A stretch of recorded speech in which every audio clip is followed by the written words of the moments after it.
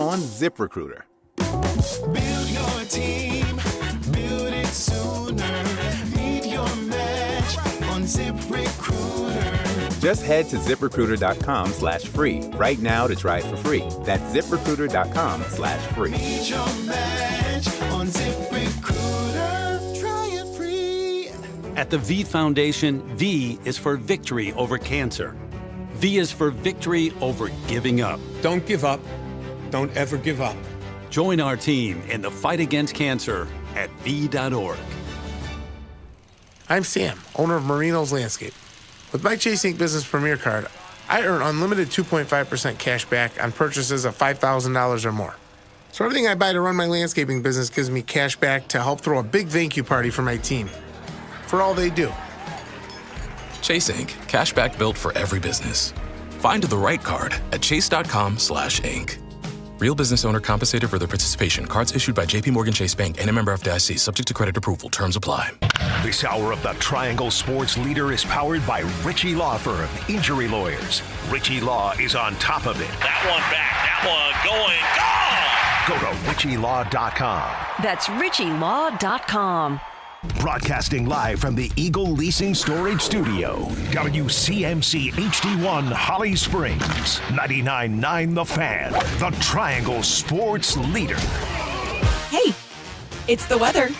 I'm WRAL meteorologist Elizabeth Gardner. Low humidity sticks around today and tomorrow. It'll be warm today with highs in the mid to upper 80s. And we'll see a chance of thunderstorms mainly south of the triangle. A cool low 60s overnight tonight. It'll feel great under partly cloudy skies and comfortable tomorrow too. The lower humidity hangs around 87 under partly cloudy skies. 3 o'clock check of your money. Dow Jones up 158 points today to 53,435. This hour of The Drive is brought to you by All-Star Dog Training. You've seen their dogs featured in college and professional sports. They can train your dog too. Visit allstardogtraining.com and schedule your free evaluation today.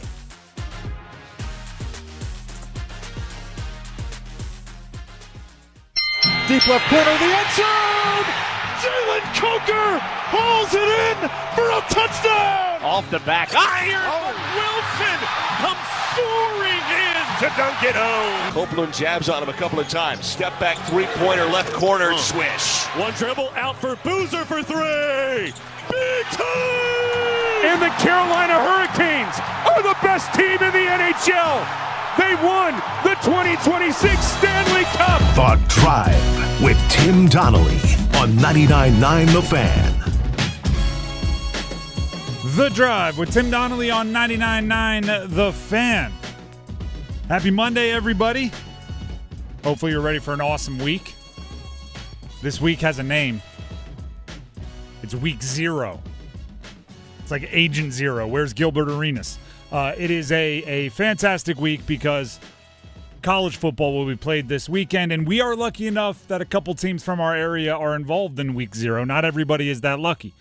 So it's a great week. Hopefully you're looking forward to it. We have a great show for you. I'm Tim Donnelly. Max Gorn producing the show today, which means we'll get Michael McDonald towards the end of the show. And at the beginning of the show, we'll get the Big 3 at 3.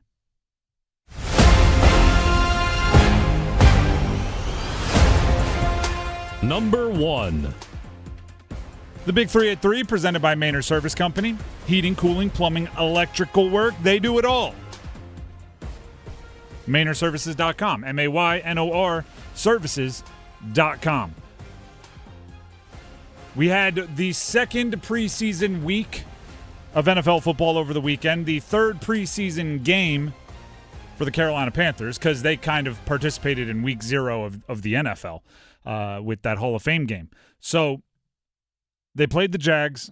It was the culmination of like a stay down there in Jacksonville, which included a joint practice and the game. Before I give you my thoughts, and there was at least one first down from the starting offense, so it's going to be better than it was last week against the Buffalo Bills. But before I give you my thoughts, let's get the thoughts of the head coach. Here's Dave Canales after the game on what he learned from joint practice as well as the preseason game versus Jacksonville. Well, we're fit. We're ready to play a game. starting 9 days before everybody else, between us and the Cardinals, we've gotten these guys to a point where we're ready to play football, and that showed up in the game. We were able to stay strong throughout the rest of the third and fourth quarter, and so that's just a great collective team effort of Jeff Brown and I with the calendar, Josh Hinks, Denny Callington, working to make sure we're pushing the guys the right way. Outside of a couple of guys who have missed some practice time, Robin DeLu started a little bit later. Derek, we had to rest Derek and kind of get him on and off type of rhythm. Bobby Brown missed some time. Those are 4 guys that really need this week. They need Wednesday. They need the following week and those couple of practices that we'll get to get them up to speed from a conditioning standpoint. So that's something I learned about our group, and just the fact that the physical nature of how we play, it isn't always reflected on the scoreboard. I'm glad we've won 2 out of 3, but for me, as I'm looking, I just want to see our play style, and we're playing a physical style of football that I'm really proud of. Now, I didn't see anything particularly against the Jags that's that's a team that's ready to go. But I do think they kind of use that the way you should use a preseason game, especially one when you've already had the joint practices. Now, here's what I mean by that. It was a tune-up game. It was, against FCS opponents in week 1 before your conference opponents in football and college football come up later. Your first team offense went out there, didn't do great, right? The first drive, it was a little sloppy. Didn't pick up the first down. Okay, cool. Got to put him back out there. And you put him out there with a little bit more urgency. You put out the first team with a little bit of, can y'all look the part, please, so we don't have to keep putting you out there for extra drives? And they didn't go out there and make the world's best plays. They went out there and looked like they were playing against an FCS opponent, which it was Jacksonville's backups, so it should look that way. And what'd you get? You got a catch by Coker. You got a couple catches by Teteroa McMillan. Bryce Young made a guy look foolish in the backfield, dinking and dunking your way down the field. Boom. Touchdown, Jonathan Brooks. You come to the sideline less excited and more like, thank you. That's what you should have done. It was very tune-up gamey. It was very, ACC opponent against a SoCon opponent, a little Southern Conference, right? That's what it looked like. So, I didn't walk away going like, oh, now you're ready to take on like the defending conference champion. Everything is right there. But I walked away going, all right, you're tuned up. Nothing crazy, nothing outlandish, but you're in the right headspace. Now there's a long wait, especially if they don't play their starters in week 3. We don't know if they will or won't. But long wait now till the regular season gets started. Make sure everybody gets healthy. We'll have some more audio from Dave Canales later on. In the meantime, let's jump to number 2. Number 2. It is week 0, everybody. It is college football starting week. UNC-TCU in Ireland, out there in Dublin. We'll have all eyes of the college football world zeroed in on the second year of the Bill Belichick era. We'll talk about it in a second. And also, NC State at Virginia, supposed to be in Brazil, ends up being in Charlottesville. Different location vibes, but still a very, very important game for NC State and Virginia, really, if we're being real. It's an important game for both. Let's jump to a piece of audio here from Bill Belichick, because one of the stories for Carolina, right, win, lose, or draw, is going to be what's going on with your front office. Remember Michael Lombardi? I believe this Wednesday, so 2 days from now, will be a month since he was put on paid administrative leave. So answers from that are going to be expected shortly. And then also on medical leave, which is a very different situation, but still an absence, Steve Belichick, the defensive coordinator. That is one that could be updated anytime. Bill Belichick was asked for an update on Steve Belichick. This is what Bill Belichick had to say. Yeah, no updates. Do you plan then to call plays, and what is that process going to look like for you guys here now in a few days? Yeah, I'm not really going to talk about that situation. We'll work it out. So in case you couldn't hear that, the audio a little muffled, no update on Steve. And the follow-up question was, will you be calling plays or how will you work that out? Obviously, if Steve Belichick is not there, and he's not going to update anybody on those plans. If I had to guess, this is a guess, educated guess, but a guess. Yeah, I would say Bill Belichick's going to be calling some defensive plays because he's one of the greatest defensive minds we've ever seen in the football world. And if you're not going to have your defensive coordinator there, that's a pretty good fallback. The more important questions, I believe, come on the offensive side of the ball for Carolina, and they'll answer those when they take the field against TCU. At least answer them in part when they take the field against TCU for Week 0 this weekend. And also Dave Doran and NC State, as I mentioned, taking on UVA in Charlottesville. Dave Doran kind of likes the idea of not having to fly to Brazil. At least this is what he said about the ability to drive to the game for the fans. And so, really good competition, really good team, and excited to play them up there. Obviously a different location than we originally expected, but opportunity to play, within the driving range here for our fan base, and easy trip, when it comes to that. Long trip, short trip, medium trip, it is a gotta-have-it game. NC State, as it has done a few times, coming into this season with some momentum, with some hype. The schedule doesn't look daunting, but that is a doozy of an opener. Virginia they were in the ACC championship last year. And they weren't the team everyone was arguing shouldn't deserve to be in the ACC championship. They were the one everybody understood while they were in the ACC championship. Should be a really fun weekend, and we'll keep previewing that, obviously, as the season or the week goes along. That's number 2. Let's get to number 3. Number 3. The PGA FedEx Cup Tour Championship is set for this weekend. The top 30 in FedEx Cup points from the entire season will be participating. Wyndham Clark got the win this past week at the BMW Championship. That's really interesting for just one reason. He and Scotty Scheffler are battling it out for Player of the Year honors, and I believe Wyndham just took the lead. So we'll see how they settle it at the Tour Championship. When you are looking for the local guys, as we track at every Tour Championship, or every FedEx Cup playoff event, not just the Tour Championship, as they go from the full tour to 70 for the first week, 70 to 50 for the second week, and now 50 to just the top 30. The local representation continues to go down and down and down, as does the representation for everybody. But Cameron Young, Wake Forest golfer, he is in 4th in the FedEx Cup playoffs. He played so well early on in the season that he's actually not playing that well right now, and he is still 4th on the entire tour. His spot in the Tour Championship had been locked up for a long time. Ryan Gerard played at Carolina for college. He's 17th. He's made it. Alex Smalley played at Duke. He's made it, 23rd. And Fitzpatrick, another Wake Forest Demon Deacon during his college career. He's 24th. He's made it into the top 30. So there's a good representation. Couple of Wake, one each from Duke and Carolina will be vying for their spot on the top rankings, however you want to call it, and also trying to win the Tour Championship, which is a big deal. Congratulations to them all. And the Tour Championship should be electric. The Drive with Tim Donnelly, 99.9 The Fan. Before we move on, I want to remind everybody, today is a Monday, which means we will have a Monday Soundoff. We will open up the Heister Automotive Group hotline for you about an hour from now at 4:15. If you want to talk Panthers, you want to talk Bryce Young, you want to talk college football, it's Week 0. You want to talk Canes, you want to talk anything.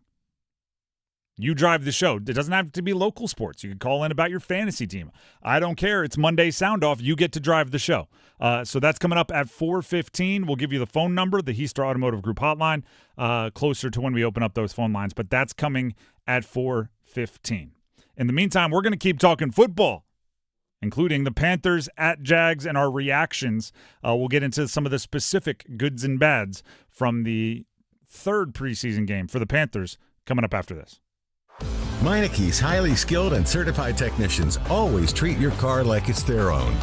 With over 50 years of experience, Meineke will diagnose and fix any issue with precision and care using the best state-of-the-art equipment.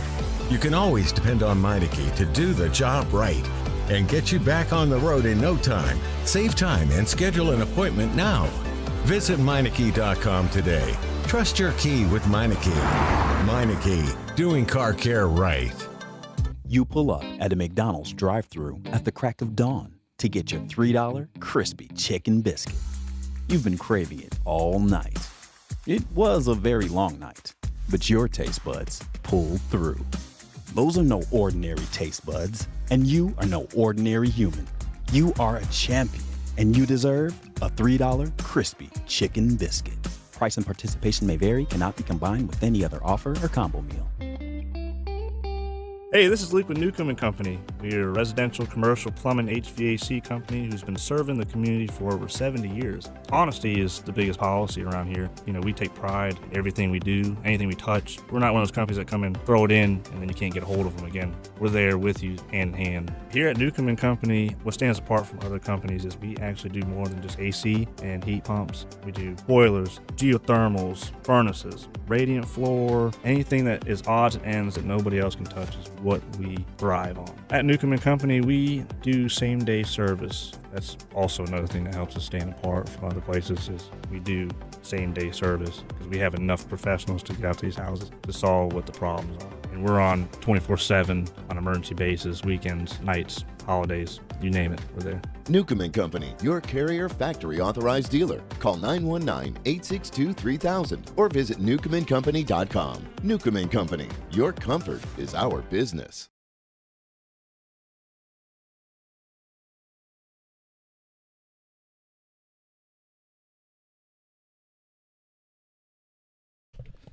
This is The Drive with Tim Donnelly on 99.9 The Fan. As I said before the break, start brainstorming. We'll be opening up the phone lines for a Monday Soundoff at 4:15. The last Monday Soundoff before we're reacting to games that took place over the weekend. I mean, I know we're reacting to preseason, don't get me wrong, but I have a feeling State and Carolina fans are going to have a little extra sizzle in their calls a week from today when we do a Monday Soundoff after their Week 0 games. They'll have some stuff to talk about. Are we gonna do win totals for the Triangle teams this week? Absolutely. So this week we will lock in all of our predictions.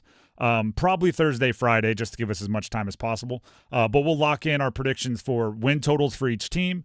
We'll lock in our bigger picture ACC and national college football predictions, Heisman Trophy, national champion, maybe CFP teams from the ACC, players of the year, all that kind of stuff. So we will lock all of those in. As I often say, we are big on accountability. So if you want to have the ability, if you want to have our approval, which I know you're not looking for, but if you want to have our approval for your flaunting, your gloating later on, we do need to see your predictions before the games get started, right? Somewhere with a timestamp, could be social media, could be YouTube live stream, could be, I don't know, but it better be something with a timestamp because it's very frustrating to me when, we open up the phone lines and it's week 10 and somebody calls in and says, I knew that super surprise team was going to be good this year. And it's just like, how do we know? We give you ample opportunity to get your predictions, just like ours, locked in, put in with receipts, put on wax before the season. And then if it's true, right, if you do want to predict Carolina wins 10 games this year and it happens, call in and go crazy. We'll give you the time. But I can't just take your word. Well, I didn't tell anybody, but I knew. It's like, oh, did you? So, yeah, we'll lock in all of ours before the games get started, which will obviously come later this week, and we encourage you to do so as well. The Drive with Tim Donnelly, 99.9 The Fan. All that to say, you could call in and make some predictions today if you wanted to when we open up the phone lines for a Monday Soundoff at 4:15. With that being said, though, we do have to react to the Panthers getting the win, by the way, over Jacksonville in their third preseason game on the second week of NFL preseason for most teams. I said it earlier, it was a tune-up game, right? You weren't playing against Jacksonville's best, but that doesn't mean there weren't goods and bads. Let's first talk about the offense. Tetairoa McMillan is moving around the formation. And that is something that maybe it's a real nerdy thing to notice, but it is I believe, a very good thing for the Carolina Panthers. He is no longer stuck outside. They can move him into the slot, which occasionally makes it easier for him to get off the line, occasionally makes it easier for Brad Idzik, the offensive play caller, to manufacture matchups for him, right? So you can find the best way I have to tell this, and it's a little different, but not really. J.J. Watt used to do this, and I used to think it's like borderline unfair. J.J. Watt, defensive lineman, could play inside or outside. The first quarter of a game, the first couple of drives, he would line up at left defensive end, left defensive tackle, right defensive tackle, right defensive end. He would just go right down the line, and then he would come to the sideline and tell his defensive coordinator which offensive lineman was the worst that day. He would come and he would say, like, yeah, their right tackle, that reason he's on the injury report, it's real. I'm going to roast him. That's where I'll line up the rest of the day. And then he would, have 20-something sacks that year, and everyone would give him Defensive Player of the Year. The logic maybe isn't as like A, B, C, D, but it's similar for moving your best wide receiver around. Figure out what formations their worst cover guy guards the slot, and then put your best player right there. Or make it so wherever, like if they have their best player traveling with your best player, find out where they're their worst, right? Find out which part of the field, left, right, inside, outside, their best player is at their worst, and put Teteroa McMillan there. So even if you are being covered by the same guy every play, you're at least getting the worst version of him. So they've done that a few times. They've put it on tape, and I love it. I love it. Also, Jalen Coker made a catch.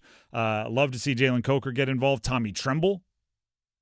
You know, competition makes everybody better. I think Tommy Tremble heard those Darren Waller footsteps coming and suddenly was making a whole bunch of plays, which is what you want to see. That's how you want to react. Defensively, Prince Umanmielen popped again. The first preseason game in the Hall of Fame game, I thought he was not engaged, effort questions. The last two, he's looked the way you want him to look in a preseason. Against Buffalo and against Jacksonville, he was active. Jalen Phillips was great against Buffalo, didn't play against Jacksonville. Pat Jones did play against Jacksonville, though, and he and Prince Umanmielen met at the quarterback.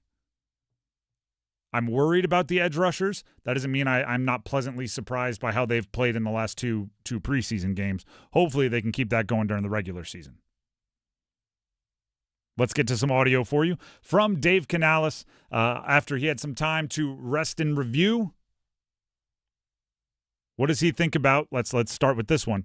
What he's looking for on the roster cut line, because those decisions are coming up closer and closer and closer, and they've got a bunch to make. So here's Dave Canales on what he's looking for on the roster cut line. Yeah, versatility is huge, right? Whether you're a interior offensive lineman, whether you're a wide receiver or a DB, can those guys play special teams? Can the guys inside play multiple spots? Those things are all going to help. We have a really competitive team, really competitive roster. We got some tough decisions to make, Dan and I, and we've been previewing some of those. But we got another great opportunity, and we have a practice on Wednesday, and we have a game on Friday to be able to look at the whole group, to give them one more shot to compete and to show us what they can do. We're going to talk about the receivers a bit more during football at 4 because there is kind of a roster logjam there. But what I want to say is there's like a middle school speech in here, right, where the coach says it's my job to pick the 53 best players on the roster, and I'm going to do it, and I'm going to evaluate, but it's your job, right, he's talking to the players, to make my decision very, very, very difficult, right? It's your job to make it nearly impossible to cut number 54 and number 55 and number 56. I don't know how the receivers are going to play out. Right, going into the game against Jacksonville, maybe I would have said Jasim Reed seems like the guy with all the momentum. Jimmy Horn Jr. made a very, very good case for himself. John Mechie made a very, very good case for himself. Bryson Tremaine at times has been treated like a starter. David Moore was dancing next to Bryce Young on the sideline, so he's obviously trying to thrive in his role as a leader and as a culture guy. Jimmy Horn Jr. had a end around that went for darn near 40, longest play of the day. Had a 15-yard pass, a 29-yard kick return, and a 19-yard punt return that was called back for a penalty. And then Dave Canales talks about, right, the more you can do. You have to be versatile. Sounds good for Jimmy Horn. John Mechie caught 6 of 7 targets for 77 yards. The gift and the curse there, or like the positive and negative, is when you're getting that many opportunities in a preseason game, that's not fantastic because that means you're playing into a preseason game. They're telling you gotta show us something. But he did. But he had 77 yards. So, I mean, I'm not saying anyone that I just mentioned is safe. But what I am saying is they're making it more difficult to cut down the roster, and that's pretty darn good for a team that I think has depth issues up and down the roster. Still some problems interior blocking, interior of the offensive line. When Robert Hunt and Damian Lewis aren't in there, I hold my breath. And really what should be happening is whoever's at quarterback should just have their internal alarm clock on fast forward. You have to get the quarterback moving. You have to have your best pass blocking, pass protecting running back in there. You probably got to be helping with tight ends help and everything else, because if you take out those two guards, I'm not confident much in the interior of the offensive line. I will say this, though. Brady Christensen, right? He's the vet, and he's coming off an injury. So maybe it's just coming off an injury, okay? Maybe he's on his way back, and you know, if and when they need to call his number middle of the season, perhaps he'll be, you know, just physically better, and he'll be able to handle it. But I do love the idea of the veteran when you're getting beat, just hold. Right, rather than get your quarterback killed in the preseason, just grab on and tap your chest. That's on me. That's a veteran move, right? Where a young player might go, I didn't. No penalty on me. No penalty on me. He was just like, nope. No quarterback's getting hurt on my watch. Picked up a couple penalties. Neither were very well timed for the Carolina Panthers. So there was good, there was bad. Preseason game, right? You should get the good and the bad. You should get guys trying, maybe even playing out of position or trying to prove themselves. And that's exactly what they got. The Drive with Tim Donnelly, 99.9 The Fan. As I said, don't forget, we do have open phone lines. If you have a different reaction, that'll come at 4:15. We will open up the phone lines for a Monday Soundoff if you have a different reaction to the preseason game for the Carolina Panthers. When we come back, though, I don't know how you have any difference in opinion of this. We're just passing out accolades. We have the Dean's List. College sports world getting some praise coming up. This hour of the Triangle Sports Leader is powered by Ritchie Law Firm, Raleigh's injury lawyers. Bounces away into the end zone. Touchdown! Visit GotBrian.com. That's GotBrian.com. It's time to celebrate Global Golf Raleigh's anniversary sale August 24th to the 29th. Save $50 off purchases of $300 and $125 on $600. Plus pre-owned Vokey wedges starting at $89.99 and take 20% off golf bags. Also get a huge 50% trade-in bonus towards your next upgrade. Visit the Global Golf Outlet at 7320 ACC Boulevard in North Raleigh. Open Monday through Saturday, 10 to 6. Global Golf, home of the best deals in golf. Some exclusions apply. In-store offers only. Labor Day weekend's about making the most of just one more summer weekend. And Tractor Supply's got you covered with $100 off select grills, up to $200 off gun safes, $100 off select chicken coops, and up to 20% off aluminum truck boxes. Whatever's on your Labor Day list, now's a great time to check it off. Shop your local Tractor Supply store or online through September 7th. Tractor Supply, for life out here. Progressive knows when it's 3 a.m. and you can't sleep, your mind starts racing, asking the big questions. Why doesn't glue stick to the inside of the bottle? How come you never see baby pigeons? Am I breathing weird right now, or have I always breathed like this? Progressive can't help with those questions. But if the question keeping you up at night is about your insurance, rest assured, we're here online when you need us, 24/7, 365. But seriously, where are all the baby pigeons? Progressive Casualty Insurance Company and affiliates, not available in all states or situations. Get in the zone, AutoZone. Welcome to the end of summer sale at AutoZone. We're celebrating the end of long days and short nights with big deals for a short time. Like on Wash and Wax, you can get 3 Meguiar's products for just $20. Need new brakes? Duralast brake pads are free with the purchase of Duralast rotors. We've also got oil deals and more. We're ending the summer right with the end of summer sale at AutoZone.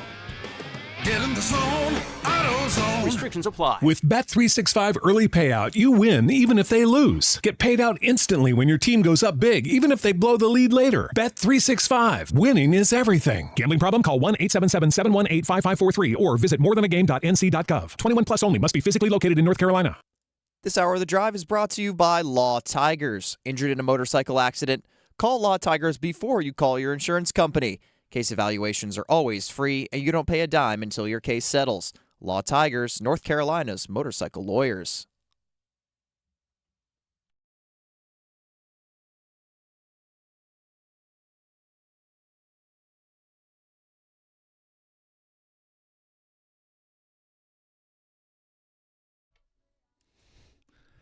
This is The Drive with Tim Donnelly on 99.9 The Fan.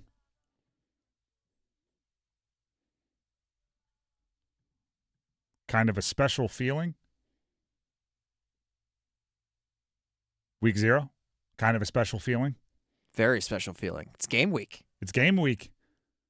It's game week. Neither home, by the way, for State or Carolina, both on the road. So it's game week, but also, you know, fire up maybe the grill at your own house, have everything set, maybe go out to a local establishment that you enjoy going to be amongst fellow fans of your favorite team. But we're not quite in tailgate mode yet. That's coming pretty soon after that. But for week 0, couple on the road, I think it's a nice ramp up for us, right? I think it's a nice ramp up for us.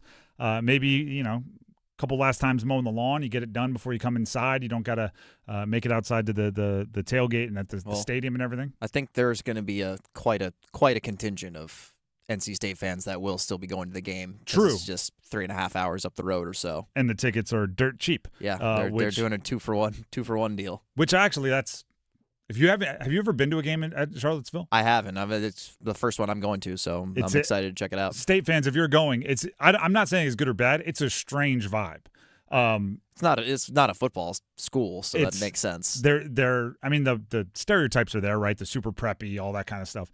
But they're like, I've only been to one game there, and it was supposedly a rivalry game, right? Because they were playing Virginia Tech when my cousin played for Virginia Tech. But I was expecting more vitriol, a little more hatred in the air. Instead, their hype up songs are kind of calm. They play like Auld Lang Syne, put their arms around each other, sway back and forth. It's a different vibe. All the buildings look like, you know, Thomas Jefferson built them or whatever. They just look old and stone and everything. So enjoy it. Go if you're going, enjoy it. But if not, you know, you can catch it on television or on the radio on our sister station 101.5 and enjoy it. With that being said, we obviously love college sports around here, so let's jump into the Dean's List.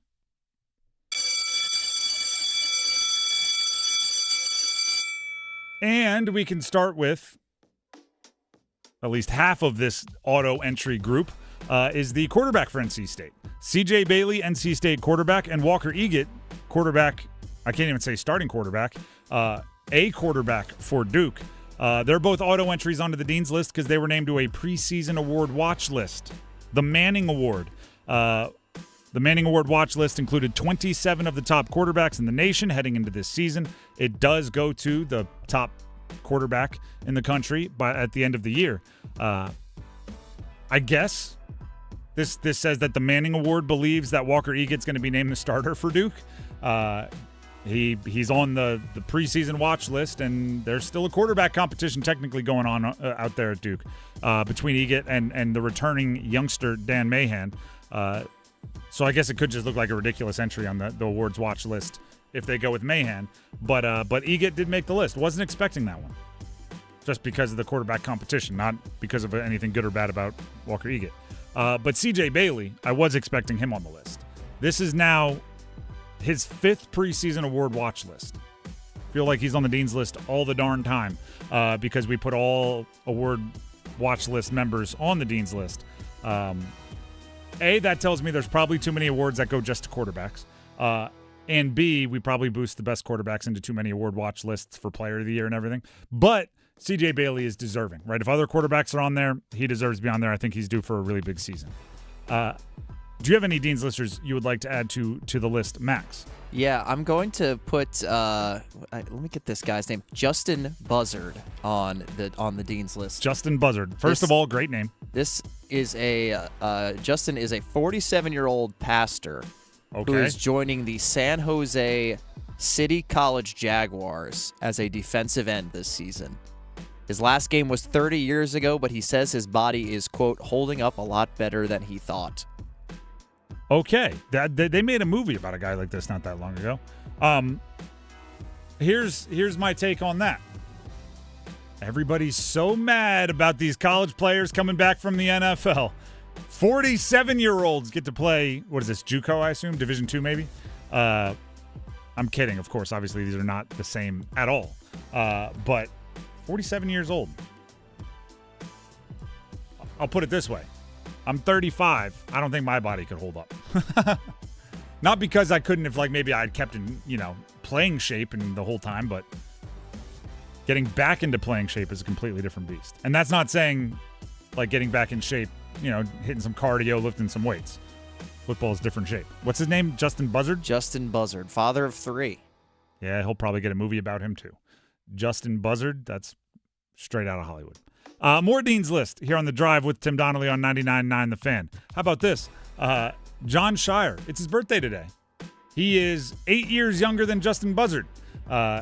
39 years old today.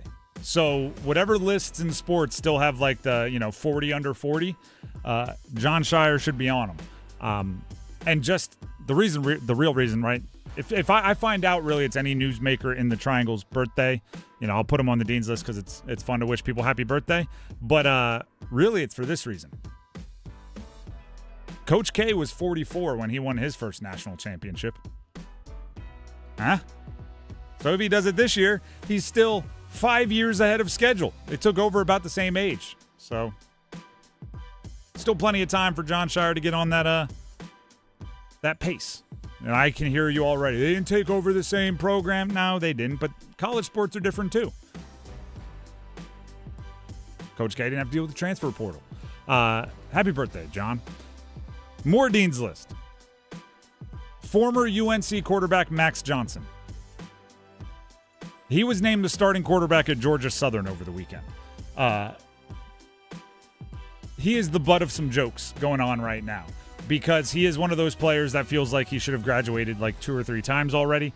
The one joke that I've seen that's being passed around the most, and multiple different people, Max Johnson has been in college football so long, he played for Ed Orgeron in his last season at LSU, Jimbo Fisher in his last season at Texas A&M, and Mac Brown in his last year at UNC. All 3 of those things are true, and now he is playing at Georgia Southern. I'll put it this way. After the injury that he had to fight back from during his time at Carolina, he's one of the few I'm like, I may not agree with you still being in college, but good on you for being able to run, let alone being able to be named the starting quarterback at a university. So way to go for that. And also, the guy should write a book. He's going to have played, right? It's his last year, but he's going to have played for Ed Orgeron, Jimbo Fisher, Mac Brown, and Bill Belichick in his college football career. Write a book. Write down everything you remember. Kind of like Forrest Gump of football, right? He's just kind of in the background of all these major stories. Keep it in, I don't know, long-form podcasts. Do something. Start an Instagram. Capitalize some way. More Dean's List. This one, I wish it were happening somewhere in the state of North Carolina, but it's actually happening in Tennessee. Faison Brandon, Grimsley High School in Greensboro a year ago. Number 1, number 2, depending on which recruiting website you look at. One of the top, probably 2 quarterbacks, one of the top handful of players in the country. Maybe the top for the incoming or about to be freshman recruiting class. Faison Brandon has been named the starter for the Tennessee Volunteers at quarterback. Sources told ESPN's Pete Thamel earlier today. 6'4" pocket passer from Greensboro. He signed a while ago, right? He was an early commit to Tennessee. He was a part of some legislation that allowed for NIL payments to go to high school players in the state of North Carolina. So he's been making money for a little bit now. Tennessee, reportedly, helping him make even more money, and that number is large. But he had been competing with second-year quarterback George McIntyre for the program's starting quarterback role. He has now been named the starting quarterback. This is one of those deals where if you want to find the decisions, oftentimes you follow the dollars. And also, they can't afford to have a player like Faison Brandon go into the program and transfer out early unless they, put up a serious fight to keep him. And playing early is one of the few ways that, you help him stick around. So, again, do I wish every time, like the top recruit in the state of North Carolina always stays in the state of North Carolina and we get to see him up close and personal often? Yes, but also I acknowledge that every player is not going to find the perfect fit. The local schools might not be the highest bidders. And by the way, like even pre-NIL, sometimes you talk to an athlete, they want to get away from home, right? They want the true college experience. They want to be a drive or a flight away from, having their entire world right there. So it's hard to be too bitter, but it would be cool if he were playing at a local school. But at least he'll be playing in the SEC for Tennessee. That offense is fun, by the way. Great college offense. Panthers are going like, well, with Chris Braswell, hopefully it translates to the NFL as well. We'll see. They've had some less than illustrious transitions to the NFL. That's it for the Dean's List here on The Drive with Tim Donnelly on 99.9 The Fan. Go ahead and dismiss. There we go. Another quick reminder, Monday Soundoff. Phone lines will open. Heister Automotive Group hotline will open at 4:15, so we are about a half hour, a little bit more, away from opening up the phone lines for your calls. And we are just a couple of minutes away from a winners and losers, where we get to name who won and who lost over the last week. If you have some ideas on who's going to win and who's going to lose over the next week, I've got something for you. Tim Donnelly here for Kalshi. College football is back, and so are the predictions. Who's going to make the playoffs? Who's going to win their conference? Who takes home the national title? On Kalshi, America's #1 prediction market platform, you can trade those predictions in a live market and much, much more. How about this? NC State, Virginia, week 0. Will State win? Right now, State is currently trading at 35%, meaning a $100 trade would pay out about $275 if they are victorious. How about that? Turn 100 into 275 by this time next week if you pick correctly, if you trade correctly. And it doesn't even have to be that. On Kalshi, you're trading against peers in a live market, meaning there's no house. And as the probability changes, you can buy in and out of your position. So you can trade the game and trade in or out at halftime, trade in or out at quarter, trade in or out after the first drive, depending on how those probabilities move up and down. So trade the draft pick, trade the game, trade more on Kalshi. And right now you can download the Kalshi app and use code TIMD. That's TIMD to get $20 when you trade $20. KALSHI, Kalshi, trade on anything. 18 plus only. Restriction and eligibility requirements apply. Event contract trading involves risk and may not be suitable for all investors. Kalshi products are not available in all jurisdictions. Prices, values, and available markets may differ from those mentioned. For more information, see kalshi.com/regulatory. Gambling problem? Call 877-718-5543 or visit morethanagame.nc.gov. Drive with Tim Donnelly comes back with winners and losers next. Myth. If I drink, it only affects me. Fact. It affects more than you. Your reaction time, your safety, and everyone counting on you. Game's over, and it's time to head home. Someone says, I'm good, I only had a couple. Now, it's on you. Stay quiet or speak up, because one bad decision affects everyone in that car. Real teammates step in. They protect each other. Make a plan. Speak up. Talk it out NC, because real teammates look out for each other. Learn more at talkitoutnc.org. Hi friends, this is Mark Pons from Chapel Hill Tire. Your life is busy. Between work, family, and everything else on your calendar, finding time for car care isn't always easy. That's why I'm excited to share that our University Place and Crabtree locations are open Saturdays from 8 to 5. Whether you need tires, maintenance, or repairs, you'll now have more flexibility to take care of your car when it works best for you. It's just one more way we're working to make automotive service a little easier. Schedule your Saturday appointment at chapelhilltire.com and drive happy. Sleep Number's new collections are designed to adapt to the changing nature of your life and your sleep needs. Whether it's the personalized comfort of the Comfort Mode mattress, the targeted pressure relief of the Comfort Next mattress, or the Climate Collection that actively cools or warms to help you fall asleep and stay asleep.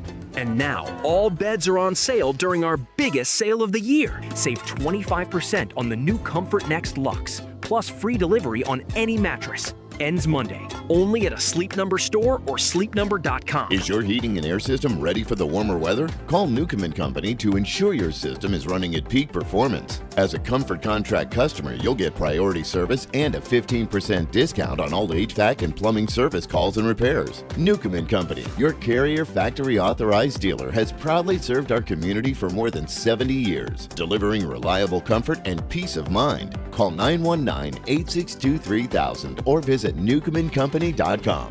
Newcomb & Company, your comfort is our business.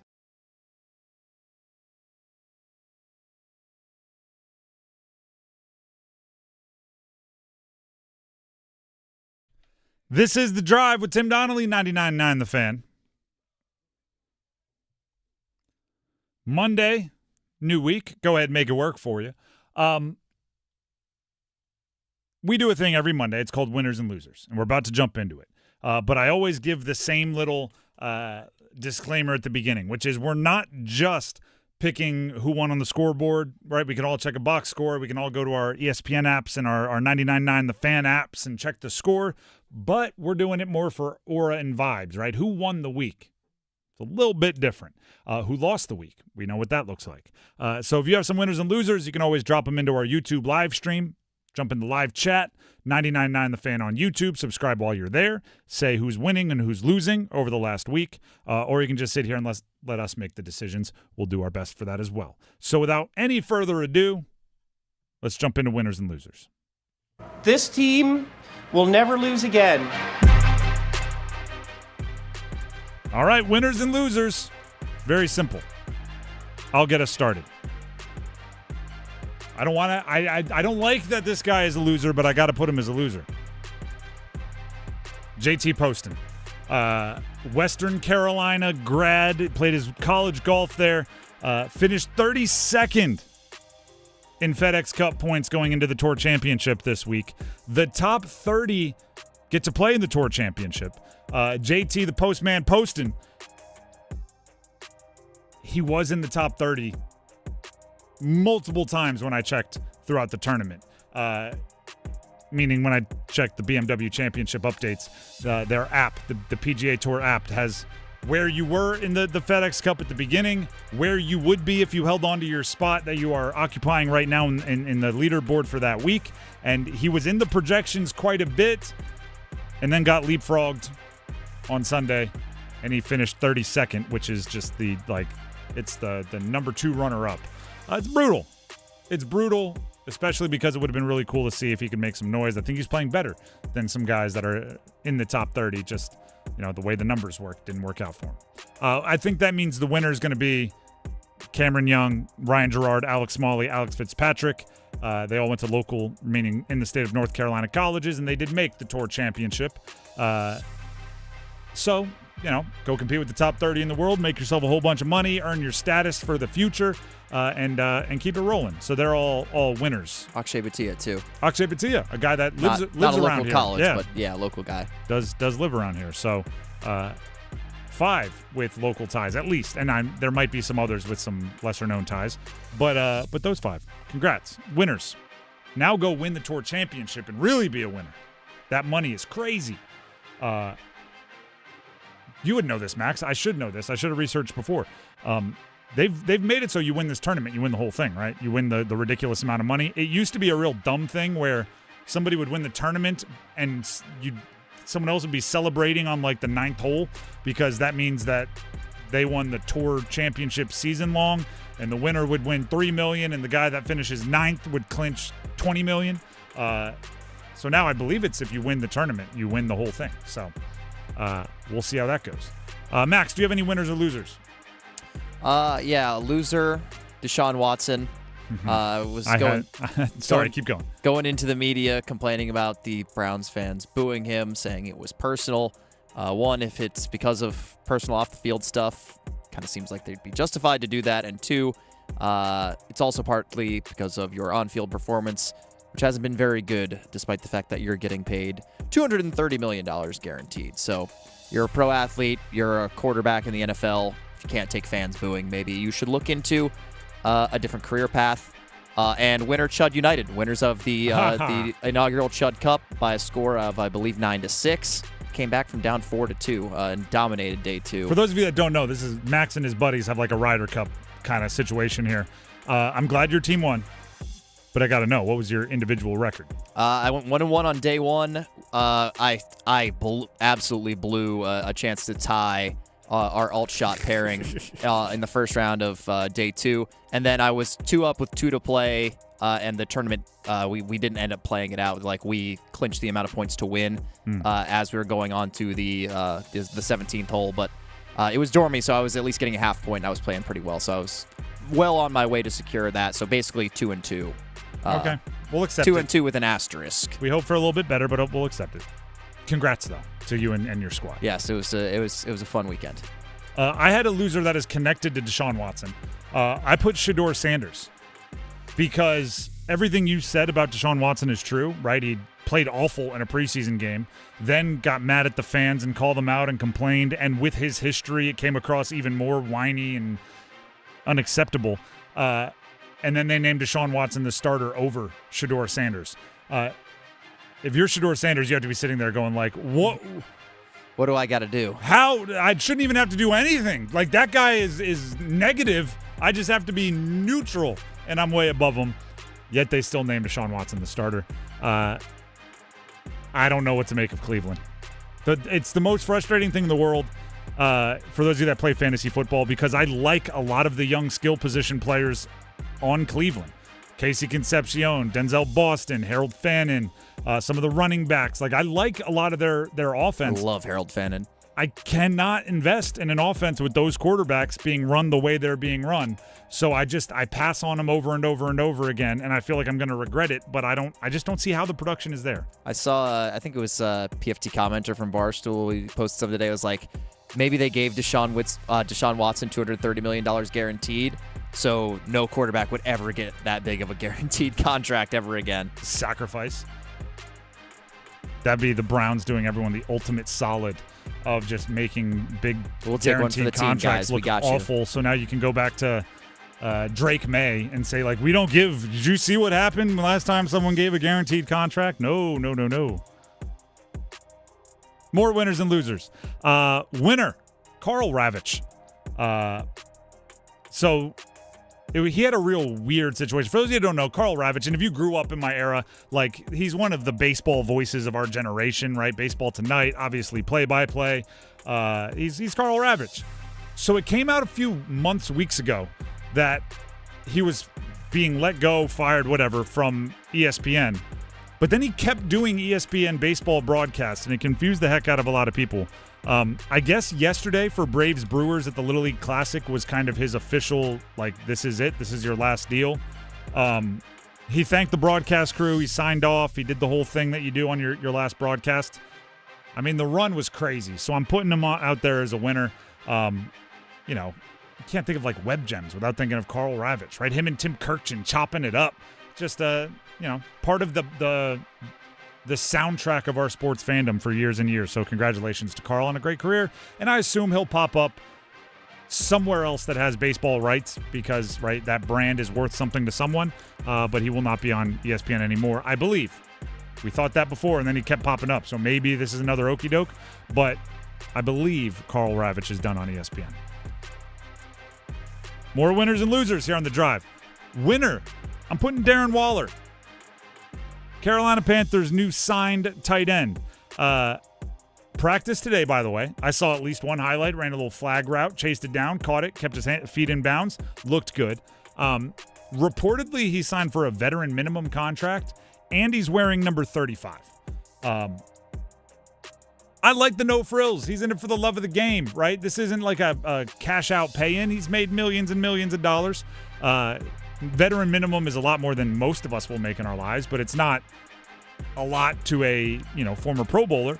And number 35 tells me he walked in and said, I don't care. Give me a number, right? He didn't demand the number he's worn in his career. He didn't demand a single digit. He's just there to play football, trying to make the roster, make the club. Winner, Darren Waller. Loser, Jaden Daniels. Jaden Daniels for the Washington Commanders for two reasons. One, people are still making jokes about the number 5 thing. There's still, he and Jared Goff after their preseason game gave a little bro hug, and I guess Jared Goff patted him on the back 4 times, and everybody he stopped at 4 to respect Jaden Daniels and not go for number 5. So that's still happening. And then he didn't play well enough, and his team didn't let him play well enough to push any of that under the rug. Played 3 plays, an incompletion, a sack, and then he handed it off on 3rd and 20. And that's all he did. It's not going to make people forget that, he sent a cease and desist to his own college. The jokes are going to keep coming, and that can't be fun. All right, last one here. I've got a winner. Unless, Max, do you have any more you want to sneak in? Nope. All right. I've got a winner, and this is just one of those like in history for sports, we love counting, we love numbers, we love records, and every once in a while you catch something and you don't think it's real. In Steph Curry's draft class, there's James Harden. I think it makes sense to a lot of us that James Harden has scored more points than Steph Curry because we look at James Harden as this like cheat code, foul magnet, borderline selfish ball hog shooter. He also had a season where he averaged like 36 points per game. So that one makes sense. But a player that just signed a 1-year contract from that draft class has also scored more than Steph Curry in his career. DeMar DeRozan, from the same draft class, has scored more points than Steph Curry. Talking regular season, obviously, but that's a good little feather in the cap for DeMar DeRozan. No MVPs, right? The All-NBAs lag a ton. All-Stars lag a ton. The Team USA opportunities lag a ton. The efficiency lags a ton. But, right, when he's a old man in a rocking chair somewhere talking about the glory days, if he can say, hey, in the first, 17 years of our career in the NBA, I scored more points than Steph Curry. It's a pretty good one to hang your hat on. Yeah.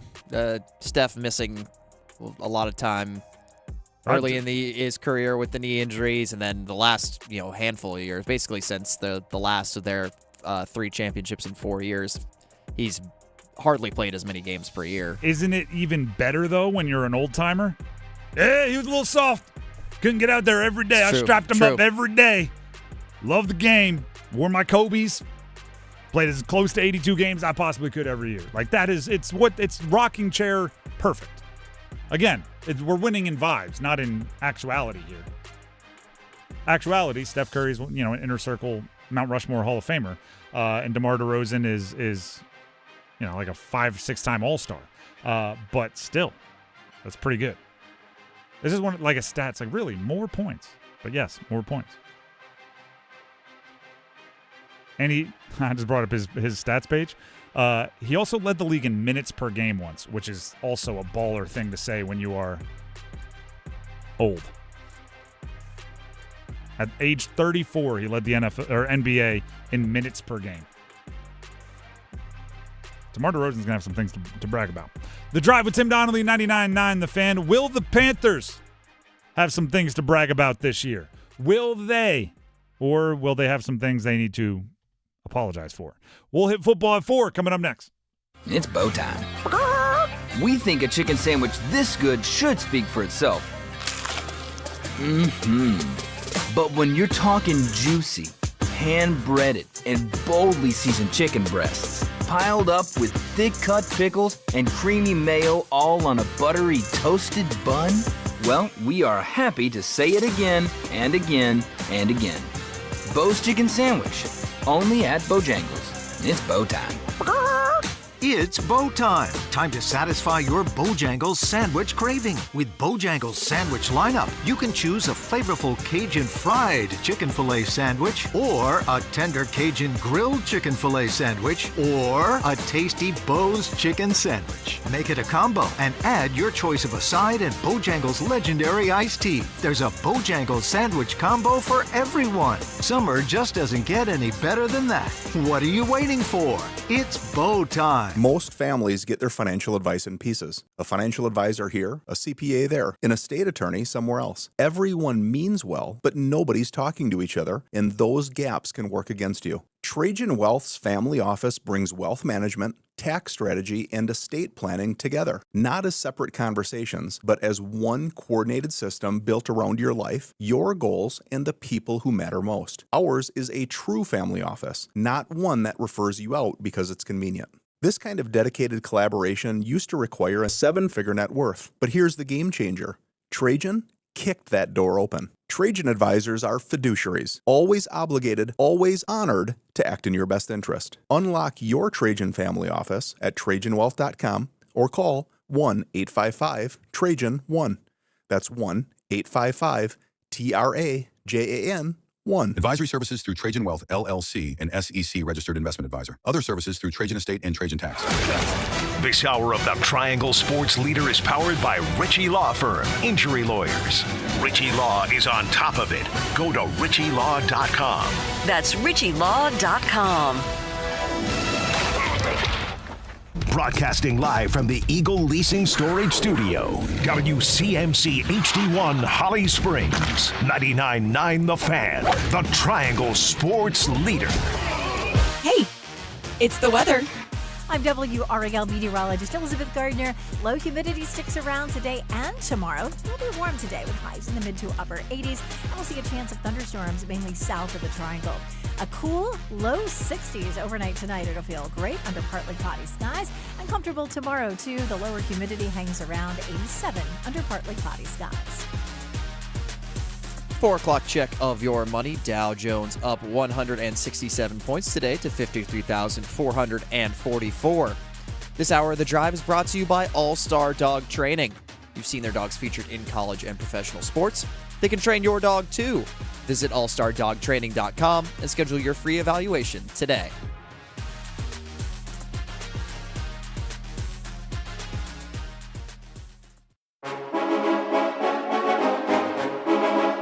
Let's move the chains.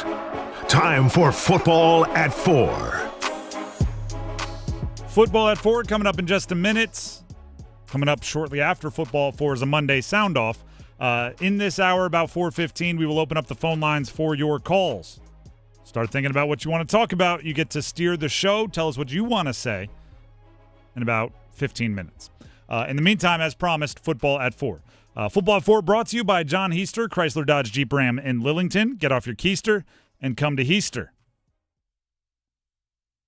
One of the main things in preseason football, as a lot of times we look for news on like the stars, but if we're being real, the stars have almost nothing on the line in preseason, right? If you're making a certain amount of dollars, if you're making a certain amount of cash, you're going to start, you're going to have the opportunity, and your coaches are going to have to find a way to make you work, whether you look great in the preseason or terrible in the preseason.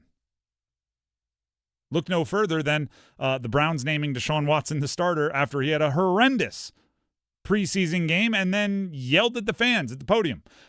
They still named him the starter because money talks. So we look for those morsels, those nuggets, but really they don't mean much. The preseason is extremely important for deciding who makes the back end of your roster. Extremely important for who makes the back end of your depth chart at key positions.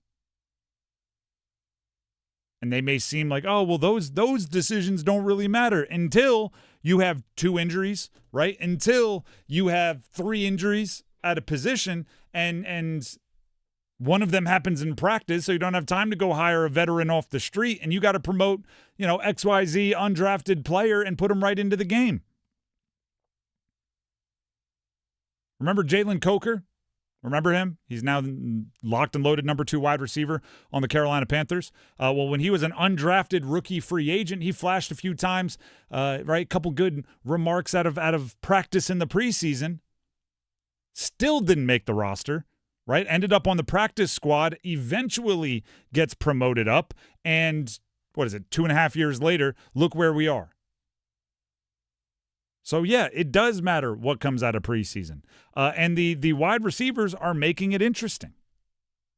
They absolutely are. So let's play some audio from Dave Canales for you.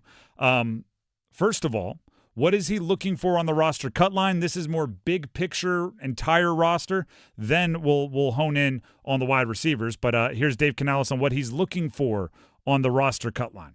Yeah, versatility is huge, right? Whether you're a interior offensive lineman, whether you're a wide receiver or a DB, can those guys play special teams?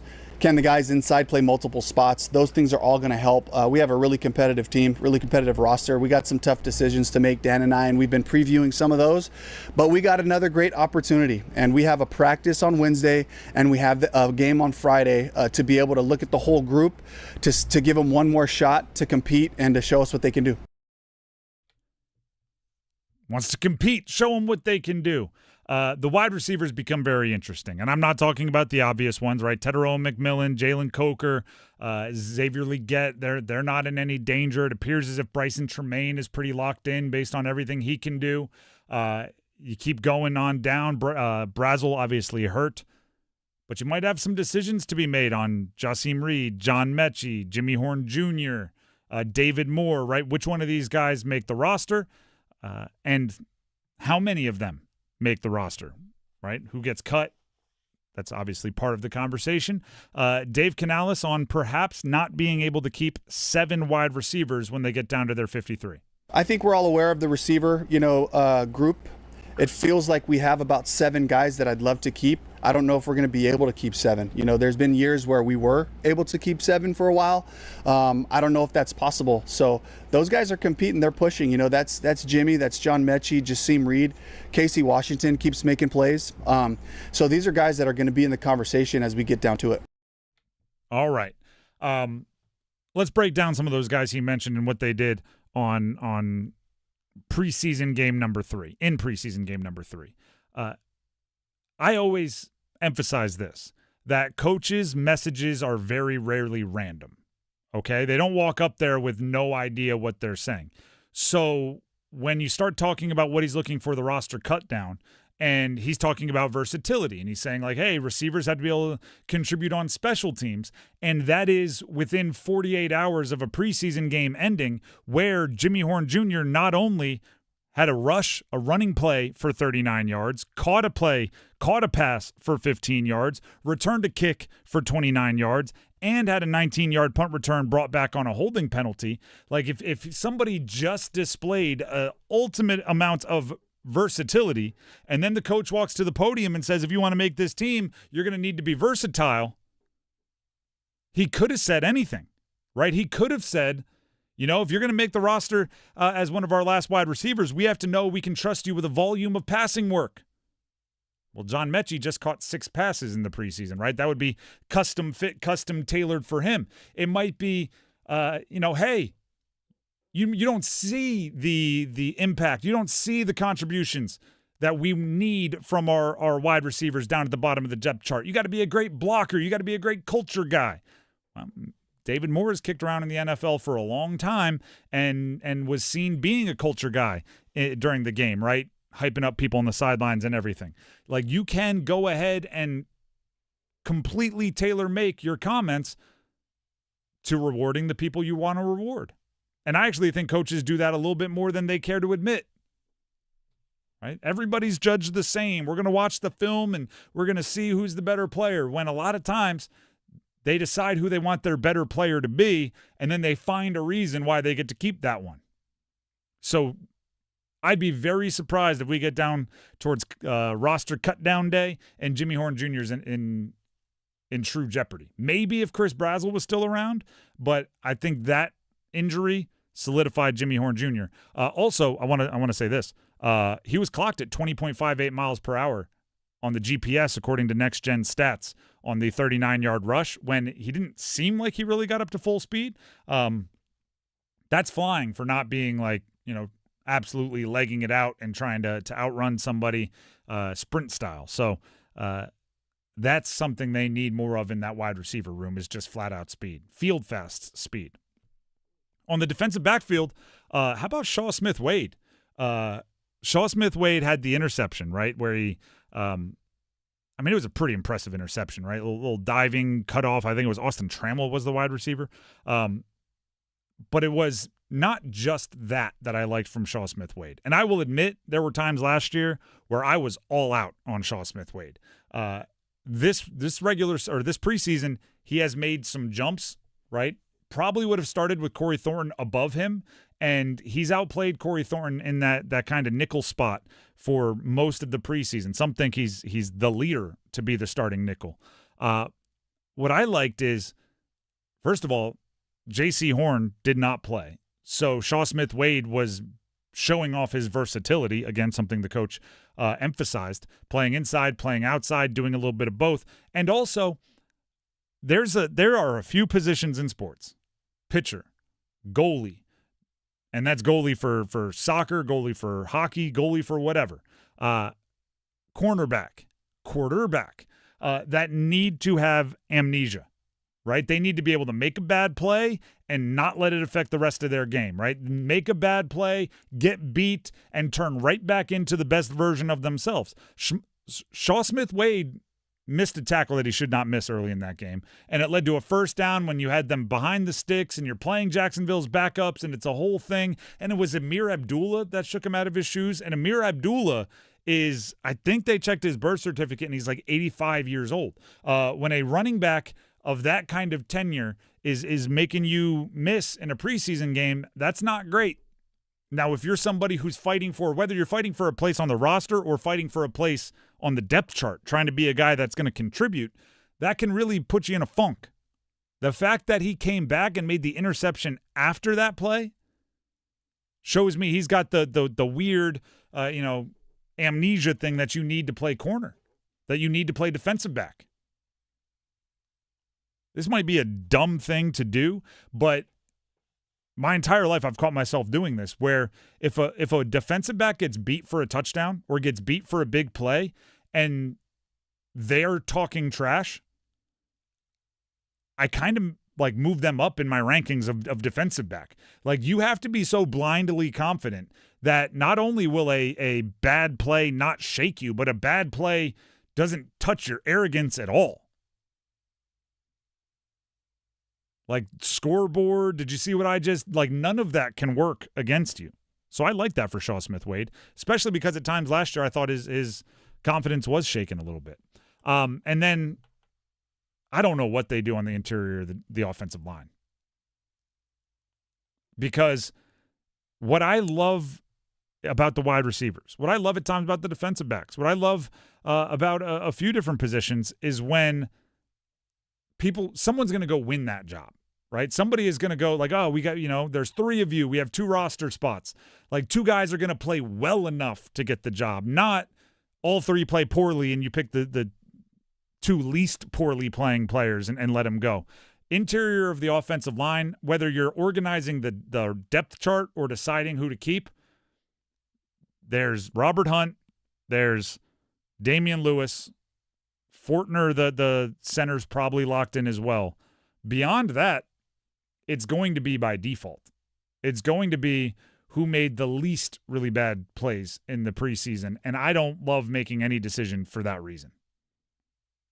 Maybe they do some claiming once other teams start putting guys on waivers, maybe, or maybe we all just collectively get together and cross our fingers and hope that the starters don't get hurt until maybe an Ike Ekwonu comes back or something like that, and maybe you slide him inside to be depth on the interior, but who knows how effective he'll be when he's back from his injury. I'm worried about the interior of the offensive line. I'll put it that way. The Drive with Tim Donnelly, 99.9 The Fan. As promised, it is time for a Monday Soundoff.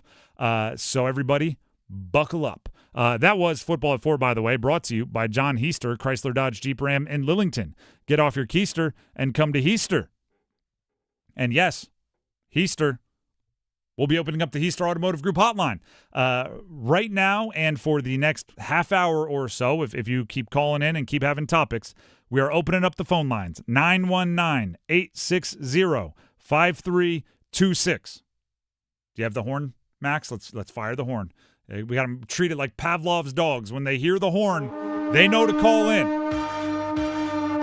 Hopefully you're salivating with great takes. You want to talk Panthers? You want to talk preseason? You want to talk Week 0? What do you expect from NC State? What do you expect from UNC as State takes on Virginia? UNC goes to Dublin to take on TCU. You want to talk Hornets? You want to talk Canes? You want to talk anything, anywhere in sports? 919-860-5326. You get to drive the show, and you get to sound off. Heister Automotive Group hotline is open. Call in now. One more time, the number, 919-860-5326. Monday Sound Off coming up next.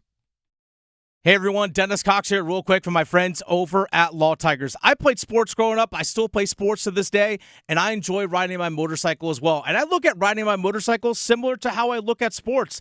You have to have good fundamentals. You have to have good basics because those are the core things that allow you to do the high-end stuff at a quality level.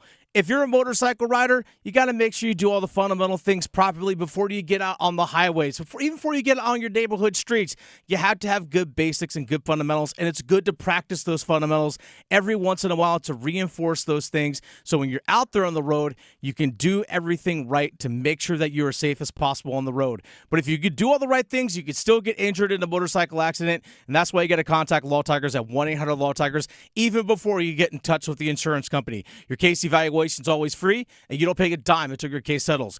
1-800-LAW-TIGERS, North Carolina's motorcycle lawyers. Law Tigers is a network of independent law firms who are members of the American Association of Motorcycle Injury Lawyers. Law Tigers is not a law firm.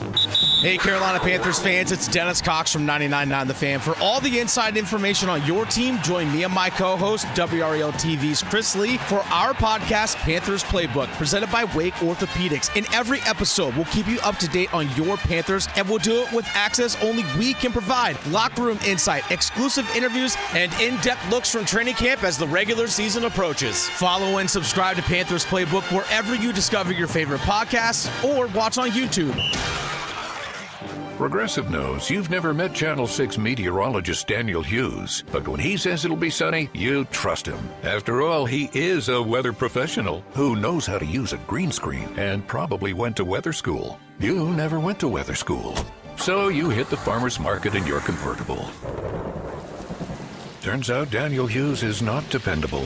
But Progressive is. So bundle your home and auto insurance and get 24/7 protection and reliable coverage. Progressive Casualty Insurance Company affiliates and third-party insurers. Not available in all states or situations. Is your heating and air system ready for the warmer weather? Call Newcomb & Company to ensure your system is running at peak performance. As a Comfort Contract customer, you'll get priority service and a 15% discount on all HVAC and plumbing service calls and repairs. Newcomb & Company, your Carrier Factory Authorized dealer, has proudly served our community for more than 70 years, delivering reliable comfort and peace of mind. Call 919-862-3000 or visit newcombandcompany.com. Newcomb & Company, your comfort is our business. The best version of you starts with a good night's sleep. More energy, more patience, better focus. When sleep suffers, everything else usually does too. I'm Brandon Giggling, president of Parkway Sleep Health Centers. At Parkway, we make getting answers easier with convenient home sleep studies and appointments within weeks, not months, because better sleep changes everything. Parkway Sleep, your fastest path to better sleep. Start today at parkwaysleep.com. Sound sleep, sound health.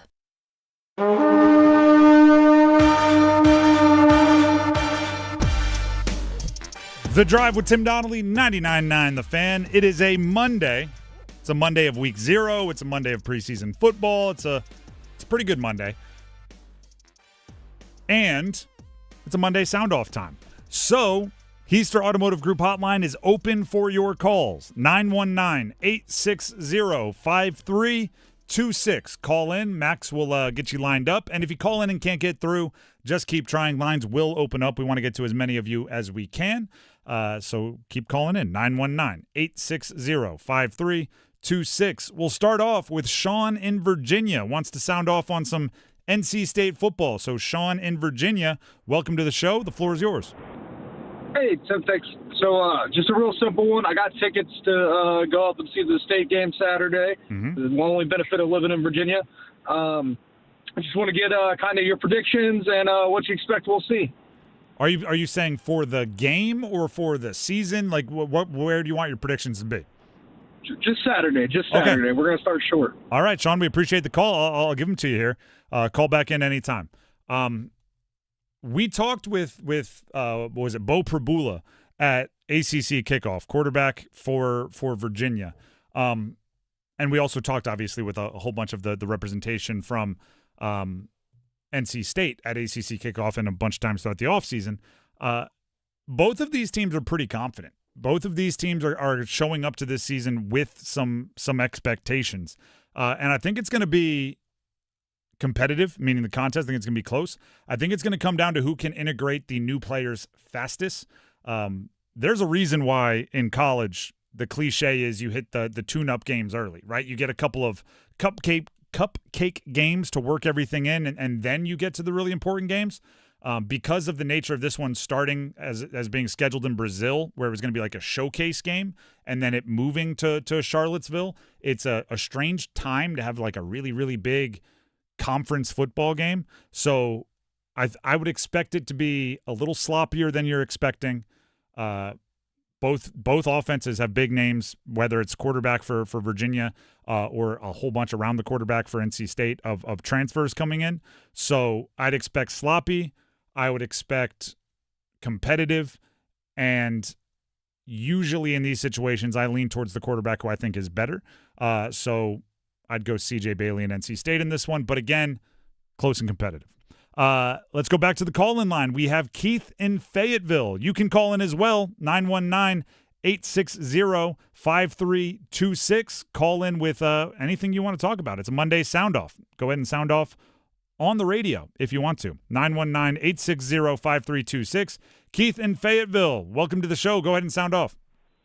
Hey, how's it going? Love the show. Listen to it every day. So my question is the can of worms that has been opened from the WNBA. You got Enes Kanter and Royce White, who are two transgender athletes, and now they're denied access to the WNBA draft. So I was just wondering your take on this whole deal going on. Thanks. Okay. Appreciate the call. Listen, I will answer because it's a Monday Sound-Off, and obviously everybody has, you get to call in and you steer the show. That's the whole branding of it.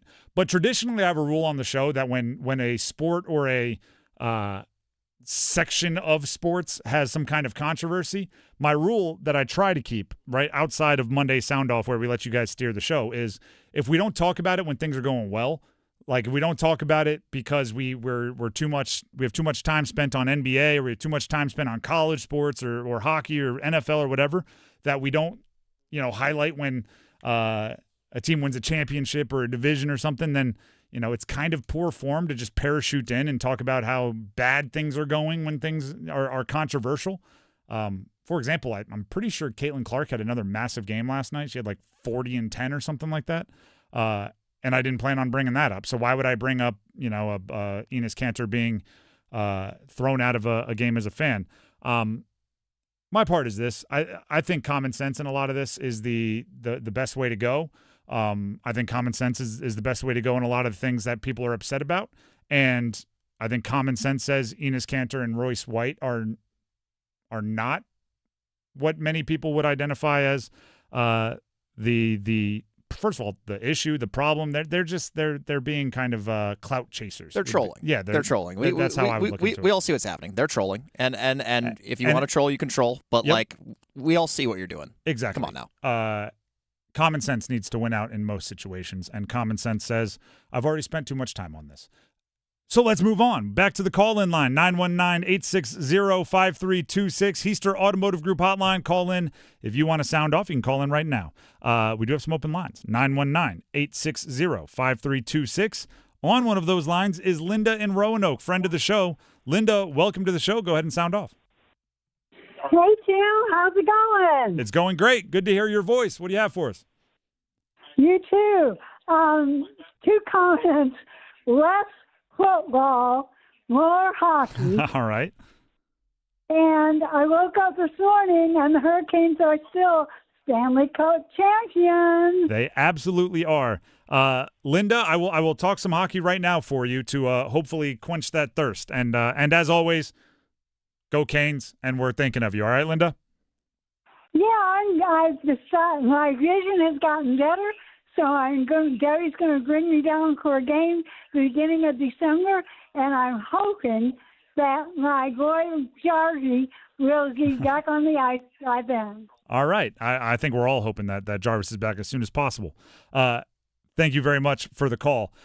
Speaking of our very own, this is, kind of funny. Our very own Adam Gold. Let me make sure I quote all of this correctly. There it is.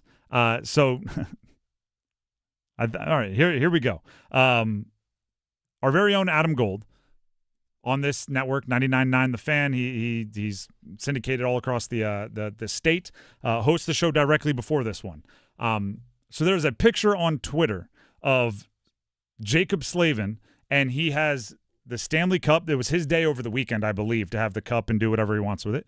And he, at one point, draped his gold medal that he had won for Team USA around the Stanley Cup and took a picture with it. It's a pretty cool picture if you can pull it off. Adam Gold tweeted, "This is such a great flex. Someone send this pic to Jarvie." With the background being, Seth Jarvis was on Team Canada, which lost to Team USA. So there you go, right? You get it. I believe this is the real Seth Jarvis, at Jarvie44. Tweeted out today at noon 48, so just 12:48. Open this app for the first time in months, and this is what I'm welcome to. Appreciate that, Adam. And I say it all the time. If you win, you get to talk the trash. It's kind of funny that it's like trash talk for Slavin, because Slavin probably would not be the one to talk trash to a teammate about anything. He would probably highlight like how great Seth Jarvis played in the Olympics and, it's, nothing against him. But Team USA versus Canada, I'm always gonna be Team USA on that stretch. So Seth Jarvis, get better. Seth Jarvis, please recover quickly in return. But also, you are going to have to catch some of these jokes when it comes to Team USA and Canada, because that's how it goes. By the way, speaking of the Stanley Cup, it's going to be at the Durham Bulls game tomorrow. And we will also be at the Durham Bulls game tomorrow. So there is a full assortment of reasons to be out at the Durham Bulls game tomorrow. We'll be doing our show live from the concourse. The Stanley Cup will be there. I assume there'll be picture opportunities and things, and also probably a Canes player or two. But that's no promises. That's just an assumption at the Durham Bulls game tomorrow. Now back to the call-in lines. And thank you very much to Linda for calling in. For those of you that have been listening a long time, the battles that she's had and medically and with her health. And she's a fighter, and she uses the Canes as a distraction and also a source of inspiration. So we're always happy to hear from Linda and her daughter, Debbie. Heaster Automotive Group hotline remains open, 919-860-5326. We have Terry in Sanford, wants to sound off on NC State at UVA, a Week 0 college football game coming up on Saturday. So, Terry in Sanford, welcome to the show. Go ahead and sound off. Just talking about a key to the game will be Virginia's offensive line. They're very, very deep, got a good running back crew. Their quarterback's mobile. I think a key will be if they can kind of hold them under 200 yards rushing. If they can't do that, I think it's going to be a long day for them. And the quarterback doing bootlegs, his touchdown to interception ratio is not that great, but I think they'll really focus on the run of this game. And I'll hang up and let you tell me what you think. I very much appreciate the call. High standard to hit there. Hold them under 200 yards on the ground. Virginia's offensive line is pretty darn good. I do not want to sell them short at all. And NC State's offense from a season ago, NC State's defense from a season ago was not good enough, right? The irony is for so many years it seemed like State's defense was pretty good. offense couldn't put it together. Last year, the offense seemed to put it together, but the defense held them back a little bit here. So I actually think there's a bunch of matchups on that side of the ball when Virginia has the ball that are maybe a little bit concerning for NC State. One of them is definitely if their offensive line can control the ball. I would say benefit of, and Bo Prabula can run. People might forget this because he was at Missouri last year, but prior to being at Missouri, he was the running package quarterback for Penn State when they were a CFP team and had Drew Aller as their regular quarterback. Prabula would go in and run the ball. So they have some ability there. But it is one of those deals where if their offense gets going, I think State's offense can also get going, and you can end up in a shootout. And I always like the team that depends on the pass in the shootout because they can score quicker. They can, kind of time it up better at the end. Again, very competitive game. I do not expect either team to blow out either team here.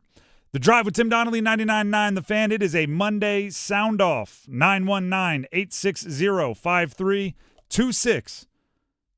I hope this isn't too nerdy of a question, or maybe I hope that it is an extra nerdy question. Isaiah in Wake Forest wants to talk fantasy football, and we're happy to have him on the show.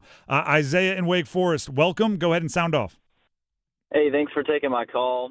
My question is just, I got some fantasy drafts this week, and my question is, who are your late round sleeper picks this year, and would you draft any Panthers players besides T-Mac and maybe a late round flyer on Jalen Coker? Okay. I will give you the answer to all of that. I will say I had a fantasy draft yesterday where the scheduling became a nightmare, so we ended up stopping it halfway through because guys were going in and out and connections were bad and people were skipping picks. And this is the league we've had going on for 20-something years. So we are currently slow drafting, which is miserable. Oh, that I've heard of that. It sounds miserable. Every pick, you get 2 hours to make it. It's brutal. So my late round sleepers, hopefully no one from my league is listening because I'm up in 8 picks and I might be taking one of them. So does that mean somebody's going to have to draft at 3 in the morning? No, we put it on pause from 11 p.m. to 9 a.m. Oh, okay. So it stops there. Just because it'd be messed up if you get 3 to 5 in the morning and you're not awake. So anyway, that's neither here nor there. Late round sleepers. I'm buying into some of the hype, like a DeJon Stribling from the Niners, rookie. I was very high on him pre-draft. I didn't think he would be going top of the second round, but I'm buying that late. Maybe a Woody Marks, right? I look for backup running backs that I like behind aging starters. Okay, so if you like Marshawn Lloyd with the Packers, Josh Jacobs is getting a little older. If you like Woody Marks, David Montgomery's getting a little older. Those are the players. Kalen Black maybe with Christian McCaffrey. We know how his injuries have gone. We've seen it.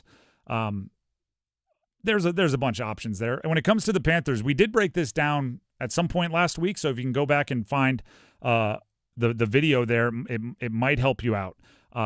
But yeah, I would draft Panthers. It's all about cost, right? Jonathan Brooks, I think, is intriguing. Chuba Hubbard, if people are so afraid of his hamstring that he really falls, I think there's an option there. That'd be good value, potentially. Just high floor, right? If you go zero running back, as they say, and you don't take a running back in the first 5 or 6 rounds, if you can get your hands on Chuba Hubbard, that's going to help you out because he's going to get carries. And then lastly, if you're in a deep league, 12 or 14 teams, last round, maybe a Darren Waller, maybe throw it out there, just see. It's a player that you'd be comfortable cutting if you need to early, but at the same time, he might end up being a big part of that passing offense, so I'd throw it out there. Back to the call-in line. Let's go. Micah in Morrisville wants to talk Virginia Tech football. Normally, Micah's all Cane, so we'll see where this goes. Micah, welcome to the show. Go ahead and sound off. Yeah, I just wanted your thoughts on how realistic it is for Virginia Tech to compete for the ACC with James Franklin. I'm a Virginia Tech fan because both my parents went there. Okay. Just curious. I'm excited for them to be good again, so I'm hoping you think they'll be good. Are you talking this year or under James Franklin? Does that mean under his guidance? Both. Okay. Expectations for this year, but also long term, I guess. All right. Appreciate the call, Micah, as always. I think it would be a tall task to do it in year one.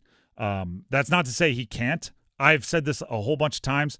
One of the more incredible memories I've ever interacted with is James Franklin. He is a recruiter that not only remembers you, remembers like your brother's name, your cousin's name, your grandpa's name, asks you about him. He is absolutely incredible when it comes to that, and I think that still matters. Obviously, money matters more now in college sports, of which Virginia Tech has pledged a bunch. I have no idea how he pulled this off, but Brent Pry, who was the head coach at Virginia Tech that he's replacing, he has back as the Virginia Tech defensive coordinator, which is just like the social dynamics of that are crazy. He was the defensive coordinator for him at Penn State, so maybe that helps. But it's a real wild take there. They didn't change. Because of that, there's more continuity on the roster than you'd think. They obviously brought a bunch of guys from Penn State. They brought Quayshawn Brown from Duke, a wide receiver. I think Virginia Tech could easily, maybe not the Miami tier, right? Maybe not Miami, Louisville, SMU, depending on who you think are the big dogs. But that next tier where you put State, where you put Virginia, where you put whoever else you have, maybe Clemson. I think Virginia Tech can be in that mix. And I still think James Franklin's a pretty good program runner. I don't know if he's a great X's and O's coach, but he's a great program leader. And I think they'll have success with Virginia Tech. Let's go to Jordan in Smithfield up next. Jordan, welcome to the show. Go ahead and take the mic. Sound off. Thank you for taking my call, Tim. Mm-hmm. My question for you is, do you see Bill Belichick being on the hot seat with the season that they had last year? And if so, what is the outcome? Do they hire somebody else, or they try and give Bill another chance? All right, I appreciate the call. And this is a real deep conversation. Is he on the hot seat now? I don't think so.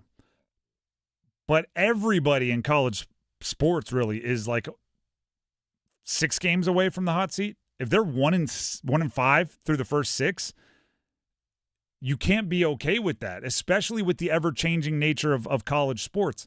And what I mean by that is, like, the timing is wildly important. If you're bad now, you can't afford to be bad next year or the year after, because you don't know when media rights are going to become a thing, or you don't know when super leagues are going to become a thing, or you don't know when any of this is going to become a thing. And it's wildly important to be good when those reckoning days arrive. They were 4-8 last year. Bill Belichick's not getting any younger. Ross Dellinger of Yahoo Sports, who's a pretty darn good investigative reporter, did list Bill Belichick as one of 6 names on his hot seats. So I don't think he's on a hot seat yet. I think his contract guarantees him some leeway, just because they have this year guaranteed and next year guaranteed, and it's big money. But, I mean, people always say, like, there's a number. Everyone has a number, right? Would you take this job? No. Would you take this job? No. They just keep doubling it, and then eventually it's like, yeah, everybody has a number. I think the same is true for coaches. Would you ever fire him? No, but there's a lack of success. Everyone has a number. Same thing with, like, Dabo Swinney, right? Like, he could coach till he says he doesn't want to coach anymore. Unless he loses enough that he passes Clemson's number, then, it'll move on. So Carolina's schedule is really, really tough.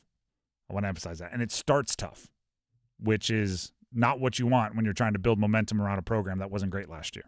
Let's stay on the subject. Our next caller, David in Raleigh, wants to talk UNC football as well. David in Raleigh, welcome to the show. Go ahead and sound off.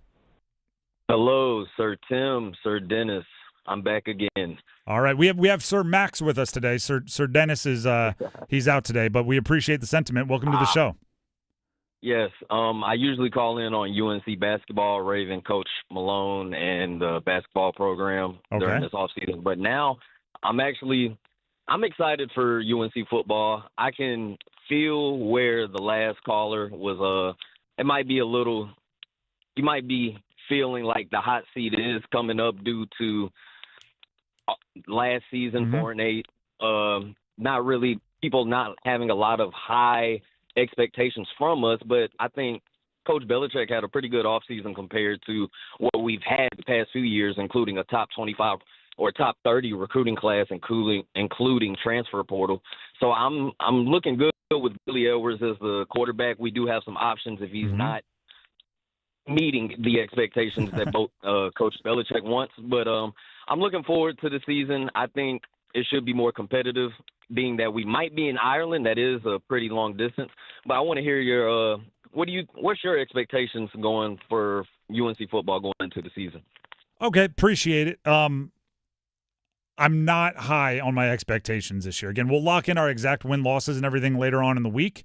One of the issues last year for Carolina was obviously they had so many new guys and they weren't on the same page. We talked with Melkart Abu-Jaude, who's one of their captains, just named today, as well as one of their better players, maybe their best player. His defensive end, 10.5 sacks last year.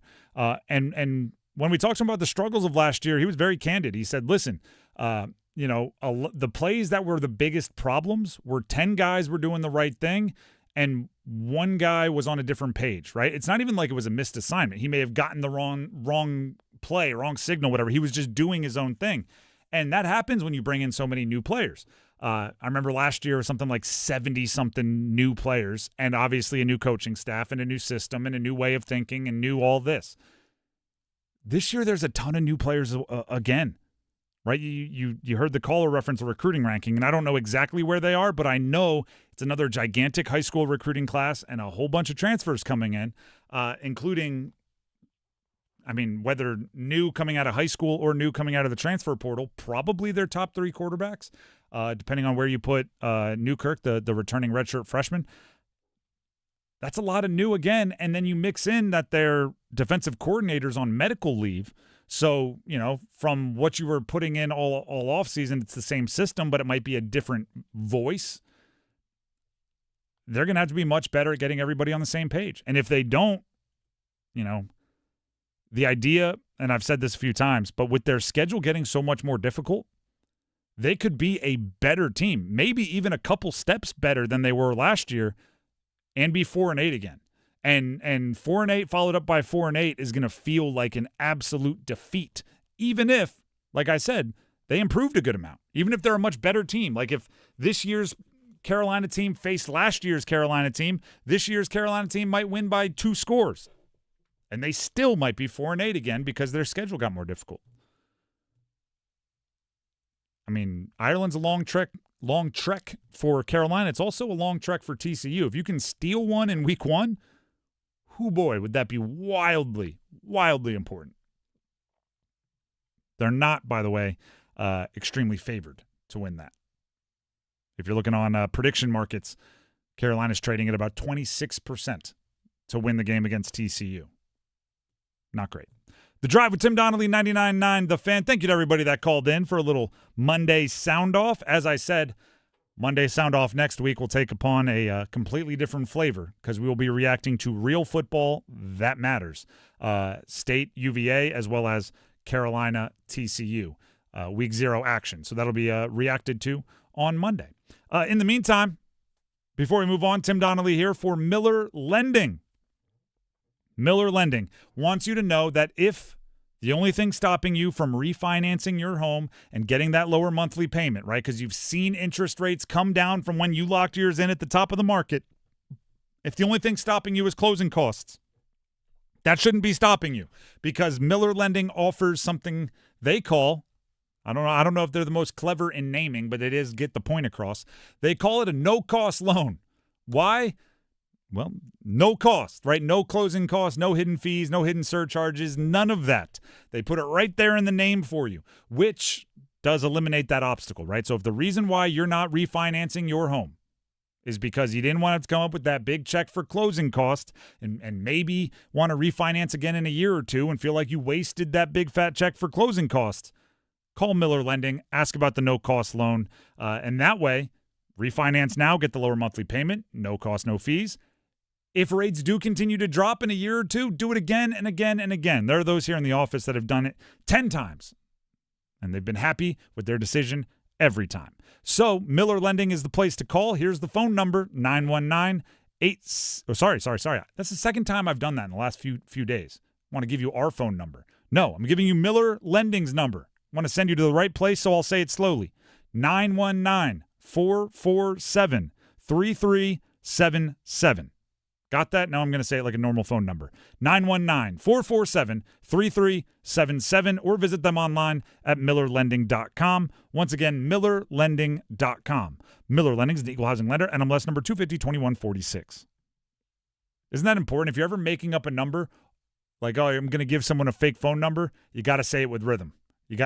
Nobody says like 919. They go 919, ba-ba-ba, ba-ba-ba-ba. I just feel weird when I just read a number monotone. We'll be back looking at NC State, UVA on Saturday, week 0. Stick around. The Adam Gold Show.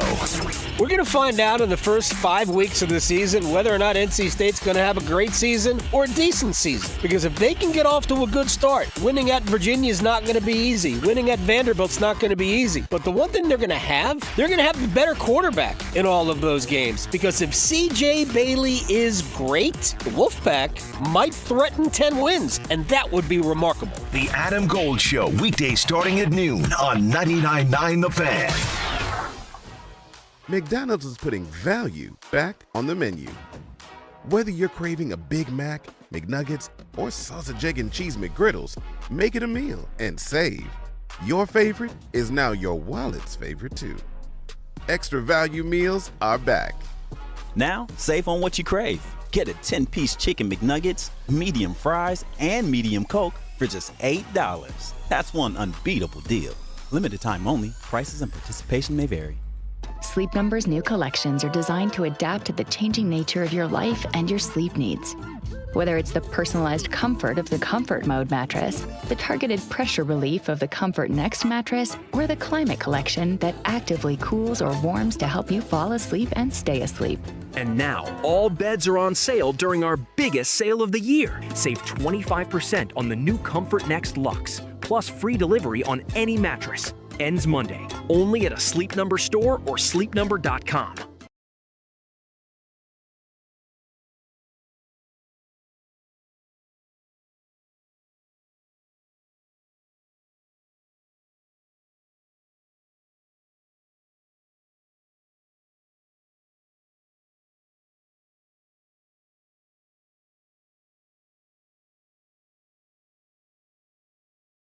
Hey everyone, Dennis Cox here real quick from my good friends over at Raleigh Weight Loss Center. I'm 40 years old now. I understand how difficult it is to keep the weight down. It's not easy the older that you get, but it's a lot easier when you actually have a plan to follow. And that's exactly what Raleigh Weight Loss Center is there to do. They have a plan for you to follow. You meet with them one-on-one. They can sit there and go over your charts and your numbers. That way they can formulate a plan that works best for you. And that's what they've done for me. I lost over 30 pounds thanks to Raleigh Weight Loss Center, and I've been able to keep the weight off thanks to their program. And I have a wedding coming up in November. I got that wedding date. I got that wedding weight that I want to get down to, and I know exactly the plan to follow, and I know the people to get in touch with. That's Raleigh Weight Loss Center. If you want to get on the weight loss journey, give them a call, 919-897-7506, 919-897-7506, or visit RaleighWeightLossCenter.com. Set up that free 15-minute phone consultation right now at RaleighWeightLossCenter.com. Results may vary. This hour of The Drive is brought to you by All-Star Dogs Training. You've seen their dogs featured in college and professional sports. They can train your dog, too. Visit allstardogtraining.com and schedule your free evaluation today.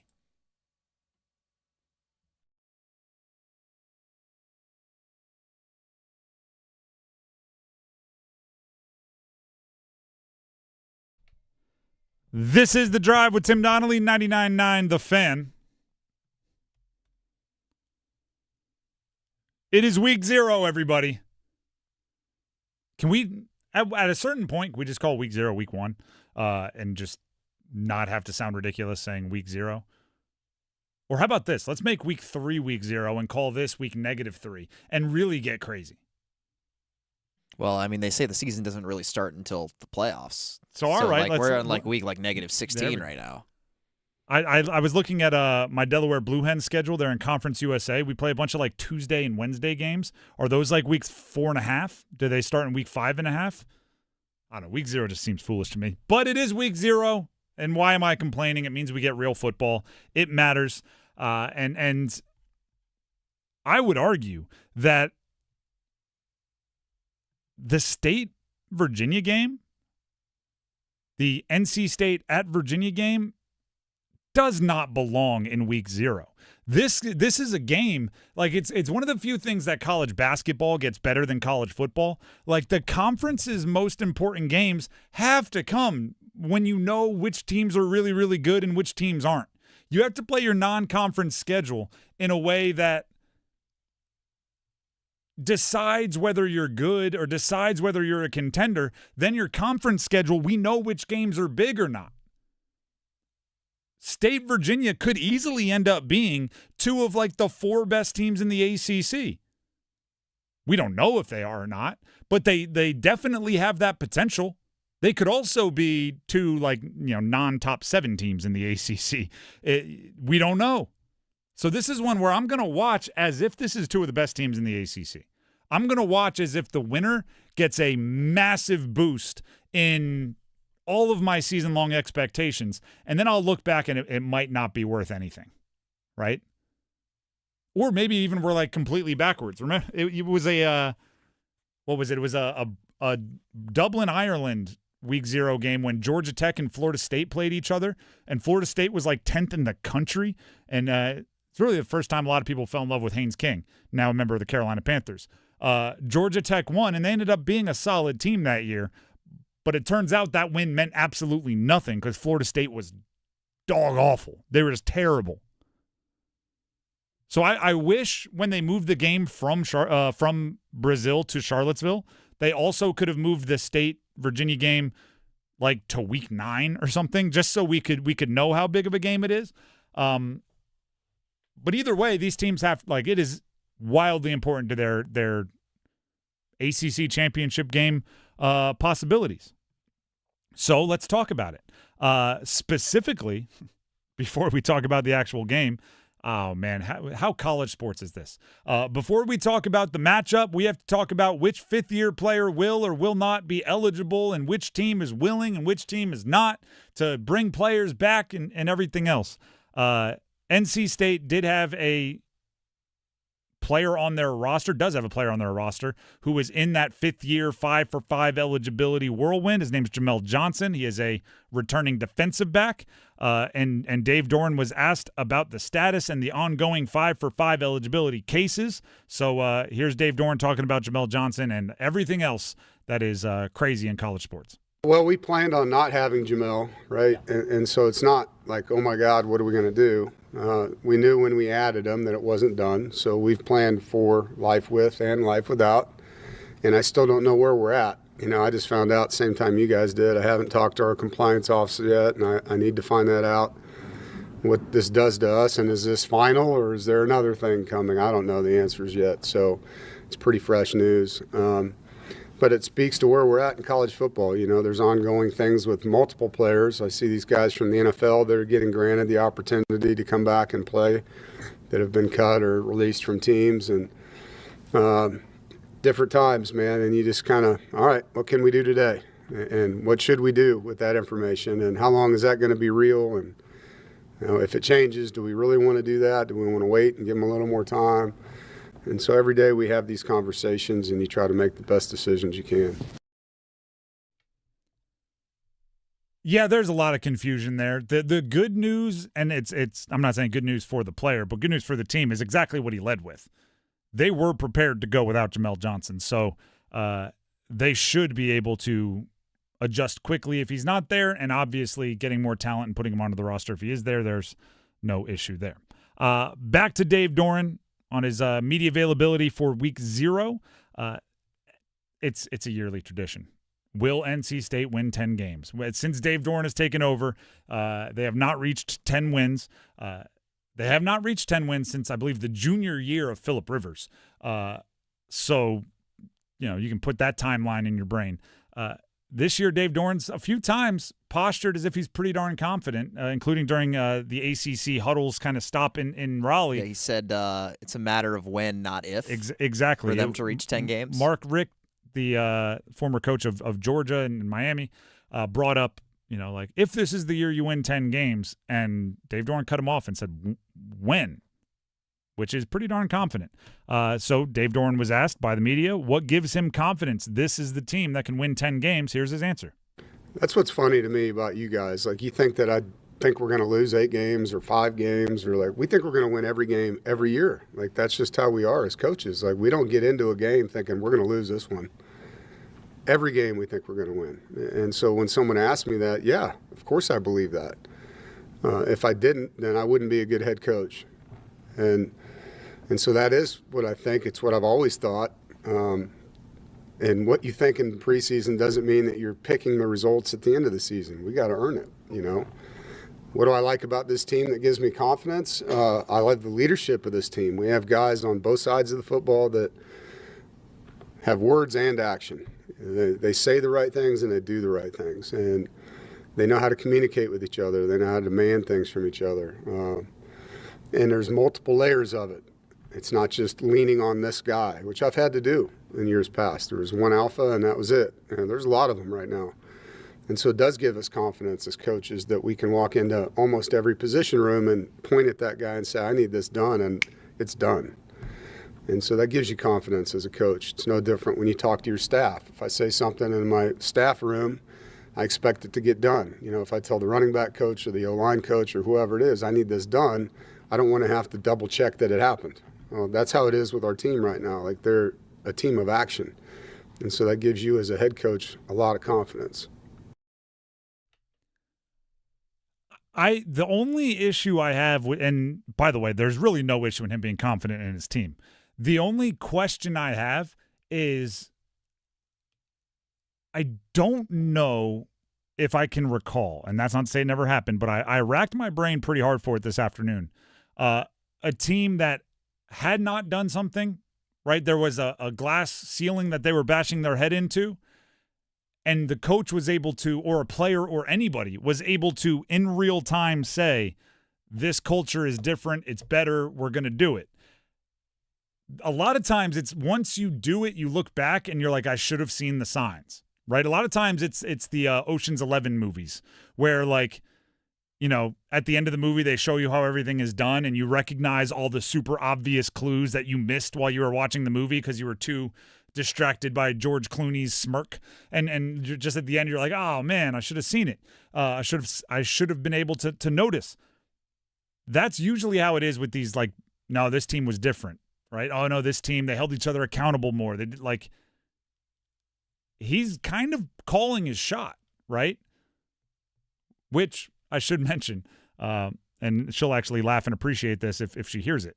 My wife tries to do during every movie. She's a big, like, that one's the killer. You know, I bet you that comes back. She's big on noticing the clues. So maybe Dave Doran's just testing his ability, seeing if he can guess the script. But if it is a different culture in that locker room, perhaps this is the one that can get them over the hump and break through that glass ceiling. We'll see.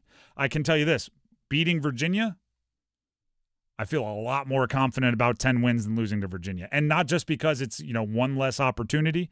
If you can beat Virginia, I think if you are better than Virginia, I should say, I think you will be better than the vast majority of teams on your schedule. Yeah, like, I don't think it happens not just because you've already lost an opportunity to pick up a win, but just because if you can't handle what we expect to be kind of a mid-tier conference opponent, if you slightly above average in the ACC, but yes. But if you're not able to pick up that win, then you probably just don't have the team quality to get to 10 wins.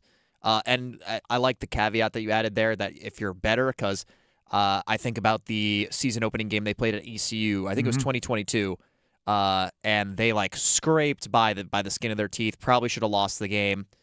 Won on a missed field goal from ECU. There was a lot of expectation going into that season, and then everybody pretty much walked away from that game like, okay, like, they're not going to win the ACC. They're not going to be a 10-win team. They could barely scrape by ECU in the season opener.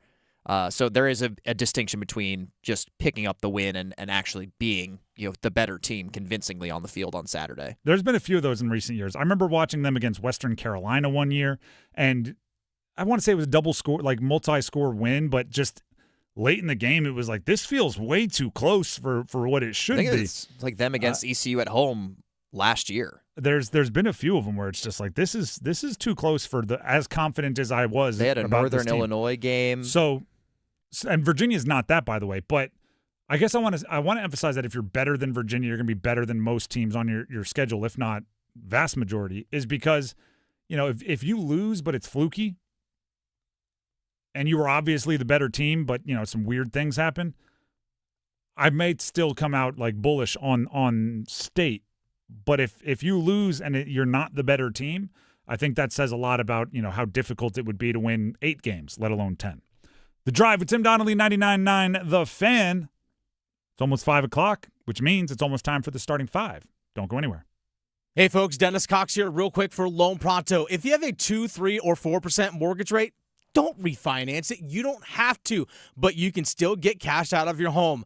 Introducing Loan Pronto's zero-cost equity loan. That's right. With Loan Pronto, you can get all the cash you need without touching your first mortgage and without any fees.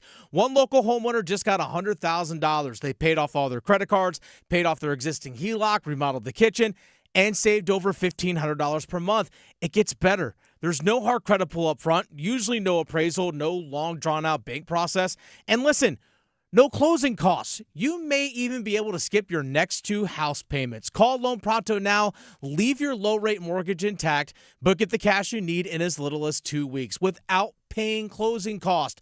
LoanPronto.com. See how much you can get right now. 919-381-1760. That's 919-381-1760. LoanPronto.com. For qualified homeowners, equal housing lender, NMLS 1661781, NMLSConsumerAccess.org.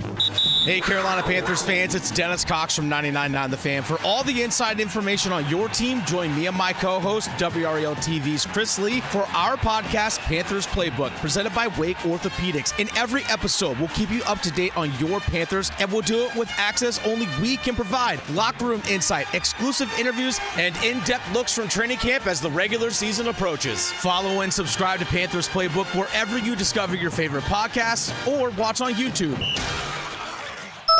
That's the ease at which you get information. You want it, you get it. Like that. Ask your phone.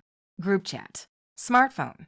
You're always connected and informed in real time. No waiting. So if you're diabetic and still using finger sticks to read your blood sugar, what are you waiting for? Knowing your blood sugar levels instantly is important for managing diabetes. Call US Med at 888-665-0696. To learn more about continuous glucose monitors, a real-time instant method to track your blood glucose, US Med is an approved provider for Medicare and over 1,000 private insurers. And the best part? Call 888-665-0696 and we'll give you a free insurance benefits check today. So call 888-665-0696 today. That's 888-665-0696. And manage your diabetes as easy as... Hey, this is Luke with Newcomb & Company. We're a residential, commercial, plumbing, HVAC company who's been serving the community for over 70 years. Honesty is the biggest policy around here. We take pride in everything we do, anything we touch. We're not one of those companies that come in, throw it in, and then you can't get a hold of them again. We're there with you hand in hand. Here at Newcomb & Company, what stands apart from other companies is we actually do more than just AC and heat pumps. We do boilers, geothermals, furnaces, radiant floor, anything that is odds and ends that nobody else can touch is what we thrive on. At Newcomb & Company, we do same-day service. That's also another thing that helps us stand apart from other places is we do same-day service because we have enough professionals to get out to these houses to solve what the problems are. And we're on 24/7 on emergency basis, weekends, nights, holidays, you name it, we're there. Newcomb & Company, your Carrier factory authorized dealer. Call 919-862-3000 or visit newcombandcompany.com. Newcomb & Company, your comfort is our business. This hour of the Triangle Sports Leader is powered by Ritchie Law Firm, Injury Lawyers. Ritchie Law is on top of it. Go to ritchielaw.com. Get in the hole! That's ritchielaw.com. Broadcasting live from the Eagle Leasing Storage Studio. WCMC HD1 Holly Springs. 99.9 The Fan. The Triangle Sports Leader. Hey, it's the weather I'm WRAL meteorologist Kat Campbell. Finally, a less humid day out there, and you'll really notice it this evening and tonight. Tonight, it's mostly clear with a low of 63. Tuesday, partly cloudy skies return with a high of 87. Wednesday, we're in the upper 80s with isolated storms. 5 o'clock check of your money. Dow Jones up 140 points today to 53,417. This hour of the drive is brought to you by All-Star Dog Training. You've seen their dogs featured in college and professional sports. They can train your dog too. Visit allstardogtraining.com and schedule your free evaluation today.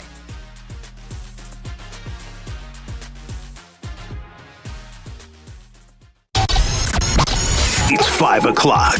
Time to serve up the biggest sports stories of the day. Here comes your starting five. The Drive with Tim Donnelly, 99.9 The Fan. Monday, and it's 5 o'clock, which means it's time for the starting five. Brought to you by Baker Home Exteriors. The Baker family has roofed the Carolinas since 1915. Baker Home Exteriors, roofing, siding, windows, and doors. Always good work. BakerHomeExteriors.com. Let's jump into the starting five, as always, starting with number 5. Count them. 1, 2, 3, 4, 5. We have NFL news for you, and it's NFL news that I believe pertains to Carolina, but not Carolina news. Do the math on that. The Atlanta Falcons, a.k.a. the Panthers' Week 2 opponent, are still splitting reps. Penix, meaning Michael Penix Jr., and Tua Tagovailoa were both available at practice today, and they split the first-team reps Monday, which means, this is where coaches think it goes, right? The Panthers' defense has no idea which quarterback to prepare for Week 2. They're probably lost, their brains in a pretzel. Or, consider this, maybe the Carolina Panthers are kind of stoked because the Atlanta Falcons have a Ferrari of an offense with Bijan Robinson and Drake London and Kyle Pitts, and supposedly John Dodson's doing pretty well, and they keep stacking all of these players. Brian Robinson Jr. backing up Bijan Robinson, which just makes it confusing because there's a lot of B. Robinsons. But they don't know who's going to be the quarterback, so I imagine that's holding them back a little bit. That's good for the Panthers, which then we move to Week 3. They did name their starter. The Cleveland Browns are the Panthers' Week 3 opponent, and they named Deshaun Watson as the starter. You may say, oh, he must have had a great day, right? They just had a preseason game. He probably played fantastic. I know Shedeur Sanders got the start, but Deshaun must have outplayed him. Deshaun went 5 of 12 for 36 yards and a pick against the Buffalo Bills backups. Read those stats once again. 5 of 12 for 36 yards and an interception against the Buffalo Bills backups. And then, just to put a cherry on top, criticized the fans for booing him despite the history that he has and despite the fact that he didn't play well, and despite all of this, he criticized his own team's fans for booing him, which obviously is exactly what you want to make your decision naming a starting quarterback. So Deshaun's going to be starting for Cleveland Week 3. Actually, I shouldn't say that. Week 1.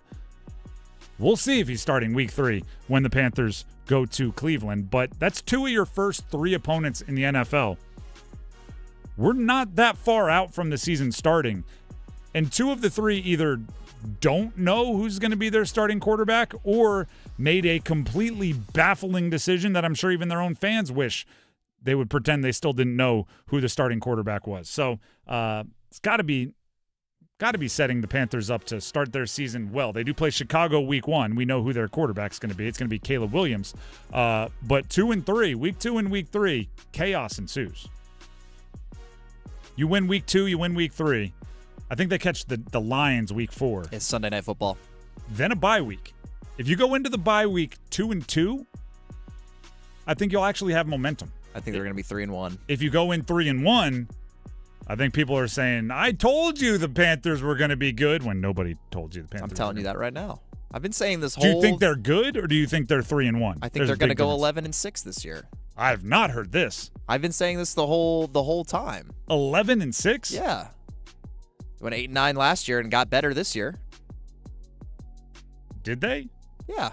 Devin Lloyd, Jalen Phillips. Well, I was talking more offensively. They didn't add too much, but another year of development there. Of course, this is kind of contingent on the interior O-line being healthy. 11-6. Are you with us anytime this week other than this? Are you I just heard you guys are going to be in Durham for the Bowl, so I may be on the board tomorrow, I guess. We may have to go through the roster one by one and find these 11 wins with you. Week starts with week 1. So you think they're 3-0, lose to Detroit? It's either that or lose to the Bears and beat Detroit at home Sunday Night Football. Wow. All right. Well, we'll see. We'll see. The other, if they don't win week 2 and 3, I'd be shocked. I think everybody is counting those 2 as wins, but you need to find 9 more to get to 11. We'll see. We may have to do that later this week. That's number 5. Let's get to number 4. 1, 2, 3, 4 all together. What? We have the latest development in the NFL to college football pipeline. The Cleveland Browns are waiving tight end Daquan Wright, who has an agreement in place for the 2026 season to play for LSU if he clears NFL waivers, according to his agents Drew Rosenhaus and Kyle Lincoln, who told ESPN's Adam Schefter on Sunday. This story's crazy. Think about that. He's already in the transfer portal, by the way. Cleveland Browns tight end Daquan Wright put his name in the transfer portal while he was still on the roster. He was warming up for their preseason game this weekend. Oh, I was sorry. I was mistaken. I was talking about Xavier Harris, formerly of Ole Miss and I guess of the Saints, and is now going to LSU. Okay, so that one's happening as well. He also came after Lane Kiffin after he left Ole Miss to go to LSU. And now he's going to play for Lane Kiffin at LSU. Okay. It's happening. It's happening more than one place. I didn't know it was happening more than one place. Here's the issue, and this might be a perfect example of it. It's a slippery slope. It's a slippery slope, and it's been soaped up. It's been ready because now, it's the difficulty of looking small picture and big picture. I do think it's relatively logical for players who missed out on the 5th year of eligibility by a couple of months to feel bitter and angry, to be walking around going, it's unfair, right? The guys that were 1 year younger than me get extra year of eligibility. It's not fair. I get it.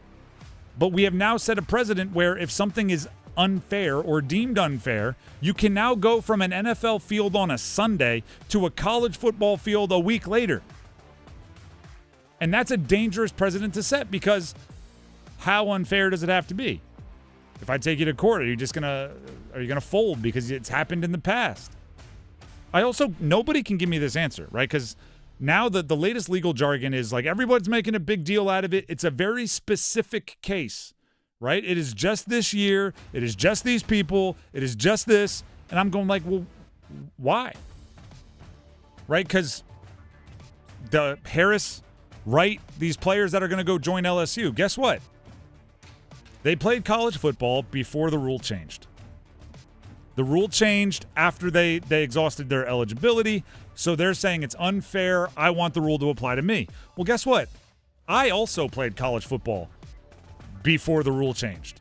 Now, was it 15 years before the rule changed? Yeah, maybe. But I played 4 years in 4 seasons. I did not redshirt. My eligibility was exhausted. A bunch of my friends stayed and redshirted, and they got to play another year. And I watched them play, and I was having FOMO, and I thought it was unfair. Why can't I go back now? If these guys if Wright gets another year, and that, by the way, I'm not using me I would help some program. I'm just saying all of the me's out there. What about 3 years ago? What about 2 years ago? What about guys that have been playing in the UFL? Why not? It's a slippery slope. It's dangerous. And now everybody is acting like it's cool. We're going to be fine. I don't know if it's cool. I don't know if we're going to be fine. That's number 4. Let's get to number 3.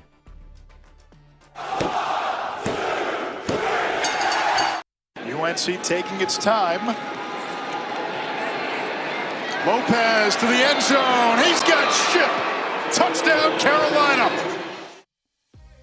All right, everybody. It is week 0. It is game week for the Carolina Tar Heels. They'll be taking on TCU in Dublin.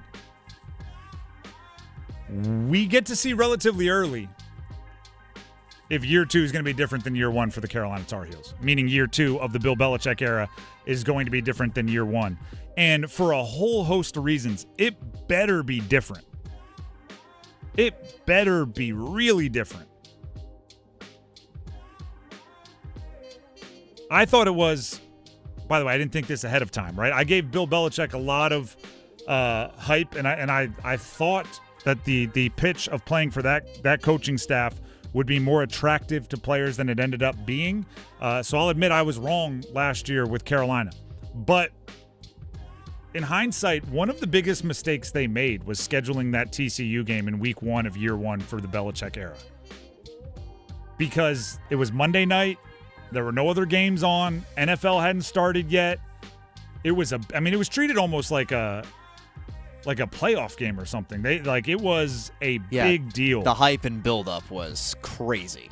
And you tuned in and you just watched, after that first drive, you just watched Carolina get systemically picked apart by TCU. And by the end, all of the air was out of the balloon. It was just, oh, we were wrong. Oh, big wrong. We were big wrong. And you get TCU again week 0, and it's in Ireland, and everybody's going to be watching. And while the hype won't be there, the same amount of eyeballs might be there. And, it's the second impression. First impressions are most important. Second impressions are pretty important as well. They have to be a lot better. I don't know if TCU will be as good, right? Their quarterback's now the quarterback at Indiana, Hoover, and he tore him up pretty good. But goodness gracious, is it important for the narrative that they're a lot better than they were last year? And I'm talking about in week 1, let alone the full season, or week 0, let alone the full season. And they might be without their defensive coordinator. We don't know. And they're not exactly giving us the intel.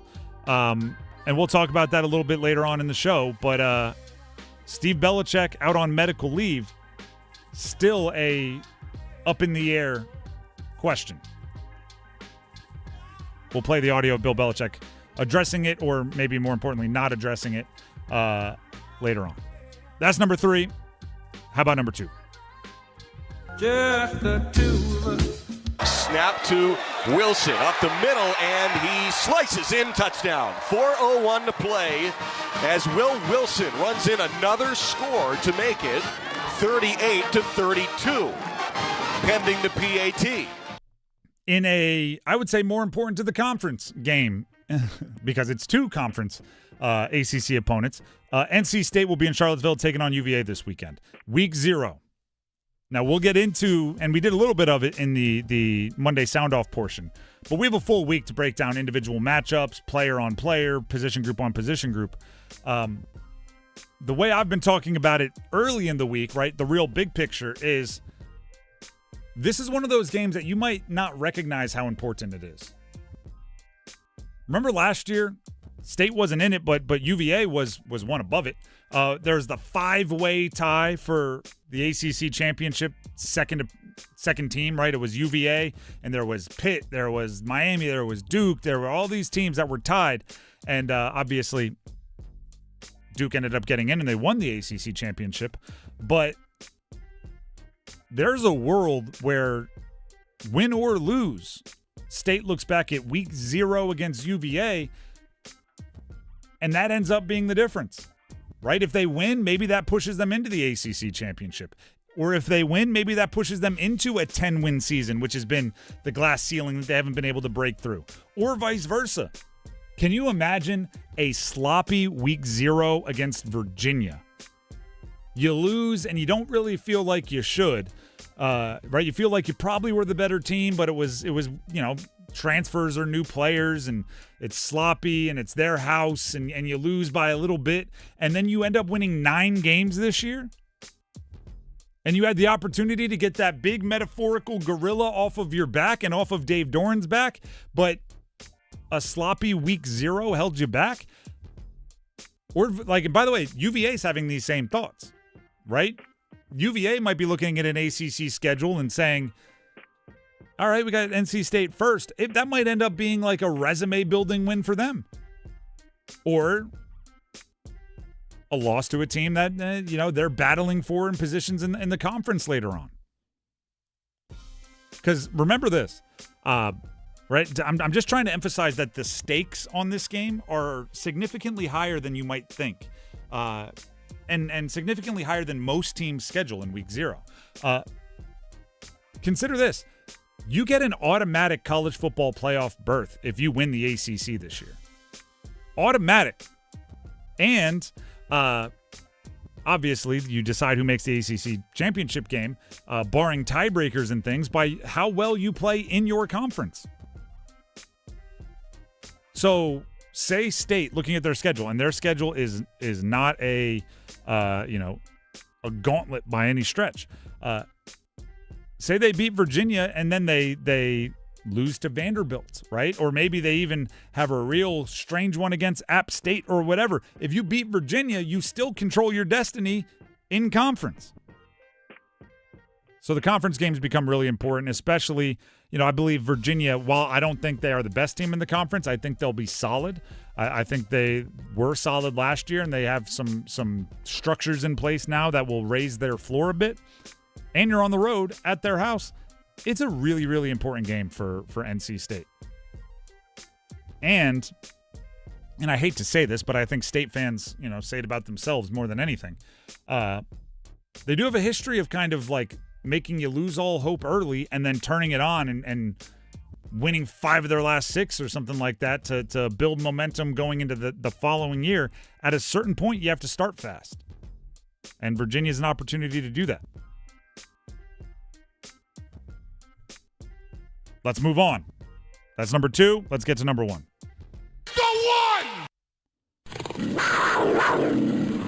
Panthers played in the preseason. It was their 3rd preseason game, but it wasn't their final preseason game because they have the Hall of Fame game. But they played against the Jags over the weekend. It was a Friday night game. We have some audio. We'll play some of it for you from Dave Canales. But the way I look at their game against the Jags is it wasn't a monumental movement, right? It wasn't, now this guy's ready, or, that guy, he's a starter and a star based on what I saw. It was what a college team looks for in a tune-up game. It was what a college team looks for when they schedule a FCS team or a 2-9 or a 2-10 now that they play 12 games, 2-10 group of 5 game, right? They were 2-10 the year before. You schedule them week 1 of the next year, and you're just looking to tune up. That's exactly what I'm talking offensively for the Panthers. That's exactly what their offense did, right? They went out in the first series. They were a little sloppy, right? There was a penalty on the defense, but they never got any rhythm, and they had to come off the field, 4 plays, no real movement. And they got to send their offense back out for a second series with the frustrated urgency of no, go back out there, do what you're supposed to do, bully them, score a touchdown, and then go unhook your shoulder pads and you can watch the twos get in there and have some run. And they went out there, and that's exactly what they did. They got Jonathan Brooks the ball a few times, completion to Jalen Coker, completion to Tommy Tremble, couple of completions down there near the goal line to Teteroa McMillan, and boom, Brooks is in the end zone. It wasn't celebratory. It was good. That's what you should have done, right? Which is a lot of times what the vibe is after tune-up games in college football, right? There's obviously you win by 60 or, you move up and down and you crush them and everybody's happy with that.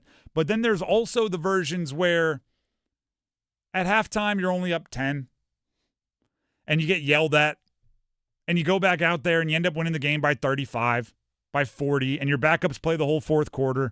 And after the game, the coach is like, good win, But I shouldn't have to do that, right? I don't think they should have had to put Bryce Young and everybody in the position where the second drive felt so important. But I'm glad that when they did put them out there for the second drive, and you had gone essentially 4 straight drives this postseason with the Bills game combining with the Jags game of super underwhelming offense and sometimes against backups, I'm glad that they went out there and looked the way they did in that particular play. And I'm glad you got the frustrated, like, good, now do that every time. Does it, like I said, it doesn't move mountains for me either. I'm not more confident in their offense because of it. It's not a disaster because of it. Speaking of Jonathan Brooks, Jonathan Brooks played. He's now played in 2 preseason games, and he has stood up after every hit, which is the most important part about Jonathan Brooks right now. Chuba Hubbard, his backfield running mate, has been out with the hamstring. Dave Canales was asked, I believe this was earlier today, in his media availability, on the running back split, what the usage could be if Brooks and Hubbard are both active and healthy. Here's Dave Canales. We'll definitely roll it out just the way we have been, where you have a lead back for the series. The other guy comes in on third down so they can be in there for the protection. And also we run the ball on third down. So those are good opportunities to just keep a guy into the game while the other person, whether it's Chuba or JB, we'll make that decision when we get closer. But whoever the lead guy for the base downs is, they'll get the bulk of that rhythm so that they kind of feel what's happening with the fronts and how the defense is trying to play as well. I'd be wildly surprised if it's not Chuba on the early downs and Jonathan Brooks on third. And then perhaps Brooks eats into Chuba's on early downs. But just the nature of their individual skill sets, it makes more sense to have Jonathan Brooks, if they're both healthy, in there on third downs. A little bit better pass catcher, a little bit more explosive, a little bit more of those things. Chuba Hubbard obviously has a bit of a grinder reputation, which isn't bad. It's a well-earned reputation. So I'd be very, very surprised if that's not the way it breaks down, if that is truly how they divide up the usage. With that being said, I'm fine with that usage. I still think Jonathan Brooks is the more talented player, but for the first half of the year, use Chuba Hubbard's ability as a workhorse to let Jonathan Brooks get used to NFL football. Right? All the buzz around him, fantasy-wise and everything, like I do not want Jonathan Brooks to be penciled in as a starter no matter how many teams are in my fantasy league. I want him to be on the bench, and that way, as his role grows, if I need to, I can start using him a bit more. But early on, again, 10 touches for Jonathan Brooks almost feels like a little much. Maybe 8 touches, and then how he does with them, and if he stays healthy, you can make those moves. Let's ask Dave Canales, or let's hear from Dave Canales, the answer when asked what the starter status for Friday's game will be, and if it's still up in the air, whether the starters will be playing in the final preseason game. Yeah, that's still up in the air. And honestly, we have a really intense practice planned with the Texans on Wednesday. So, depending on how we come out of that, and if we get the volume that we're looking for, the odds are they won't play. If between D'Amico and I, if we're not able to get the work that we wanted, there may be some early play for some of the guys, but we're going to kind of make that decision after the practice. I actually think this is going to become more and more the norm in the NFL, rather than what the Panthers have done recently, which is you kind of get your guys a taste of action in the final preseason game.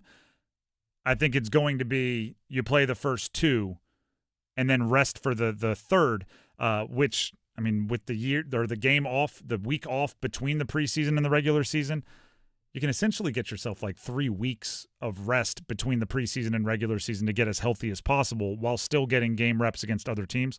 So that makes sense to me. And also, joint practices, I've said this on air, Dennis disagreed with me a little bit.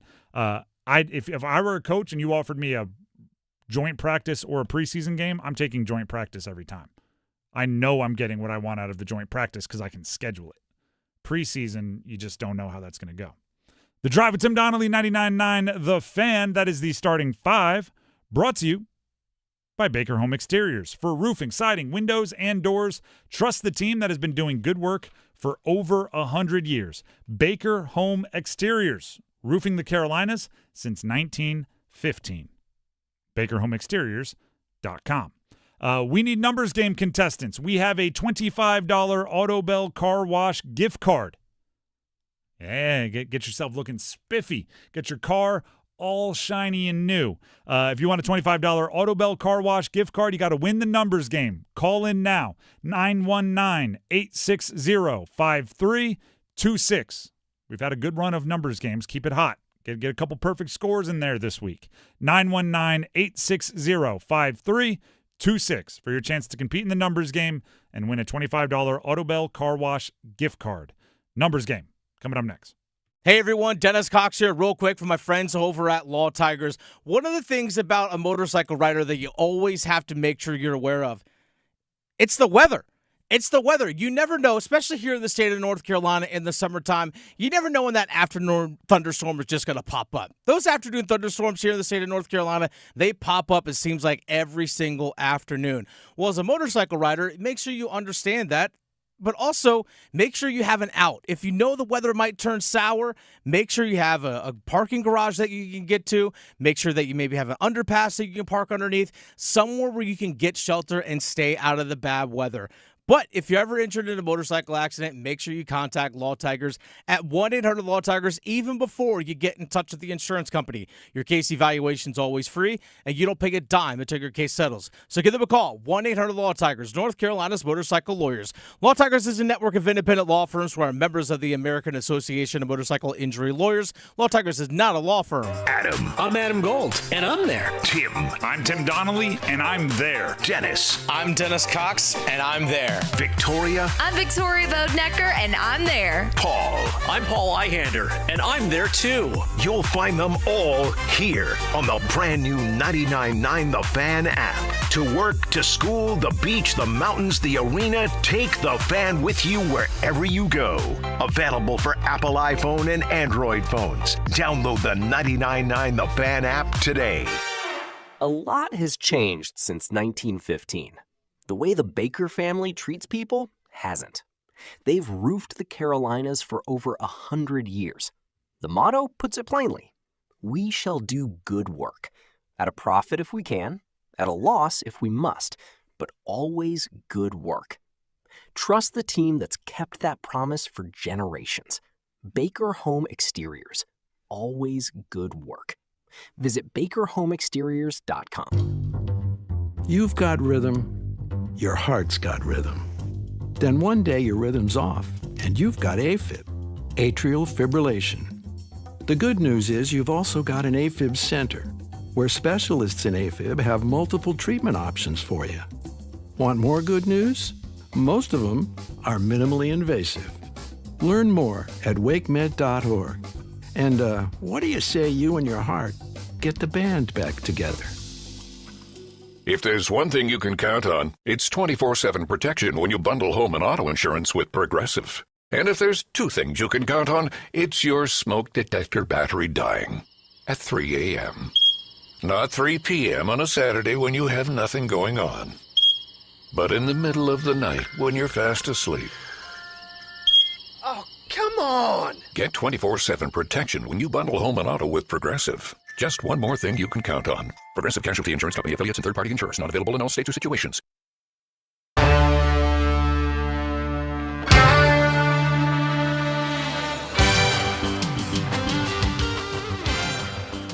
The Drive with Tim Donnelly, 99.9 The Fan. It is time to play the numbers game.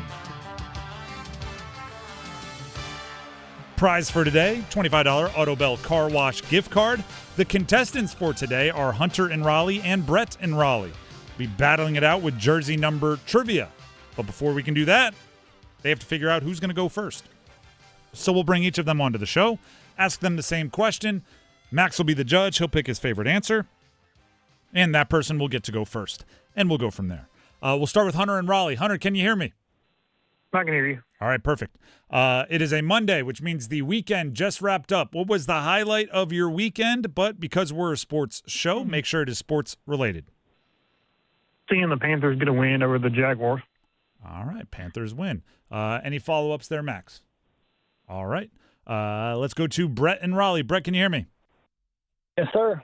Same question to you. We have a weekend that just wrapped up here. Go ahead and give us the highlight of your weekend, but because we're a sports show, keep it sports related. Yeah, I had a fantasy football league that I've been in for the past 10 years that had their draft this weekend. It was good. All right, fantasy football draft. Max, any follow-ups? Who is your first-round pick? I had the third pick, so Jamar Chase. That is pretty chalky. I'm guessing the running backs went first. Yeah, Yep, they did. All right, Max, you get to choose between the Panthers getting the preseason dub against Jacksonville or Brett getting in a fantasy football draft for a long-standing league. Both good answers. Both perfect for this time of year, right? Yeah. Like preseason's getting you hyped for the regular season. And you got your fantasy draft that you're getting you more hyped for the regular season. So, shoot. We'll go with the fantasy draft because I gotta start thinking about my fantasy draft. We don't even have a date yet, so hopefully it's right before the season, so nobody drafts someone who gets hurt like Ashton Ginty. You want to know how nerdy I am? Had one that completed over the weekend, one I'm currently in the middle of, and one we have to schedule, and one that's a dynasty that we already did the rookie draft. Very nerdy. So Brett will get to go first. Hunter still have a chance. You will have your chance. Just have to stay on hold for a minute or two, so we'll get to you. In the meantime, Brett, are you ready to pick your category? Yes, sir. All right, the categories are NFL players that were Ryan Fitzpatrick's teammates at some point or another, Major League Baseball players that are switch hitters, NBA players that have a Y somewhere in their name, or NHL Hurricanes throughout history. I'll go the Fitzpatrick. Okay, NFL players that were Ryan Fitzpatrick's teammates at some point or another. I will give you the team and the player. Give me the jersey number as quickly as you can. There'll be 30 seconds on the clock, one pass if you need it. Do you have any questions before we get started? I'm ready. All right. Your time will start when you hear the horn. Chad Johnson, Cincinnati Bengals. 88. Incorrect. Terry McLaurin, Washington Commanders. 10. Incorrect. Chad Johnson, Cincinnati Bengals. 85. Correct. Mike Evans, Tampa Bay Buccaneers. 13. Correct. DeAndre Hopkins, Houston Texans. 10. Correct. Jason McCourty, Tennessee Titans. 5. Incorrect. Terry McLaurin, Washington Commanders. 1. Incorrect. Jason McCourty, Tennessee Titans. I don't know. 3 out of the 5 possible, so that's a good showing. Chad Johnson, a.k.a. Ocho Cinco. Yeah, I felt stupid. Ocho Cinco. 85. 8-5. You eventually got there.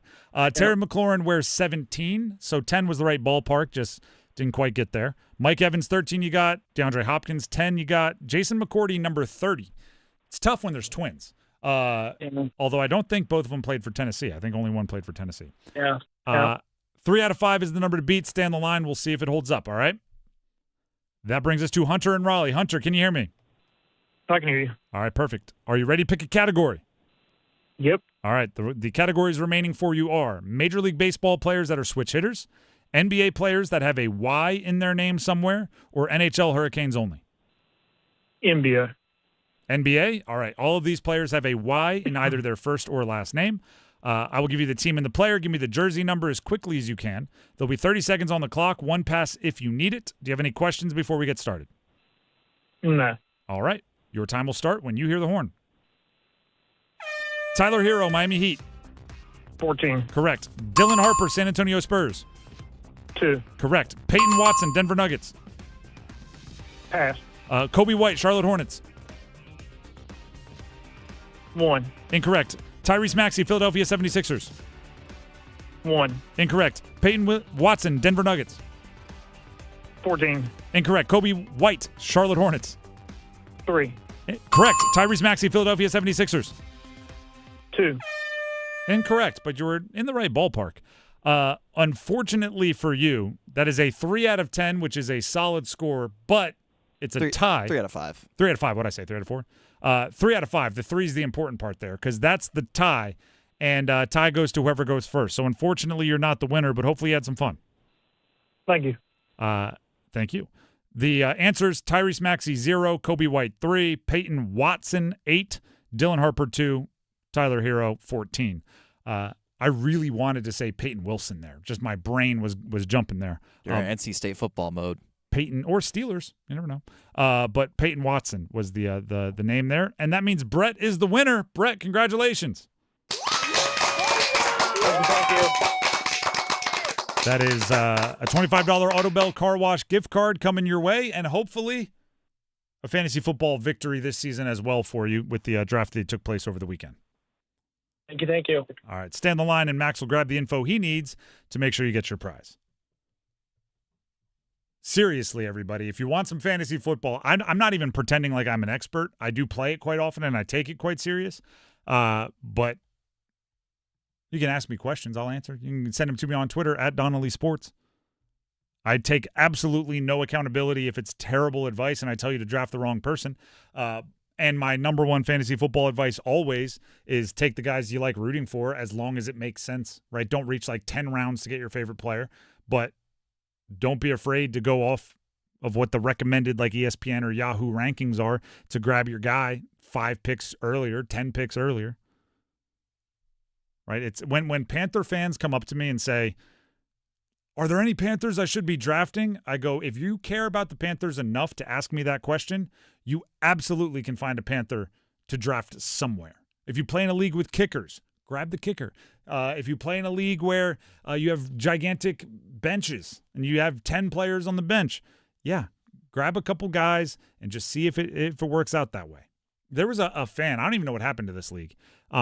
And this is not like me talking about my fantasy league, but there was a fan that invited me and a few other media people, I actually played in it for a year, to a Panthers fantasy league where there was a rule that you had to have a Panther in your starting lineup every week other than when they were on a bye, which made it kind of funny how early everyone was taking Panthers because, I mean, if you play, a quarterback, a couple running backs, a couple receivers, a flex, a tight end, a defense, a kicker, like the whole thing, there weren't that many positive options.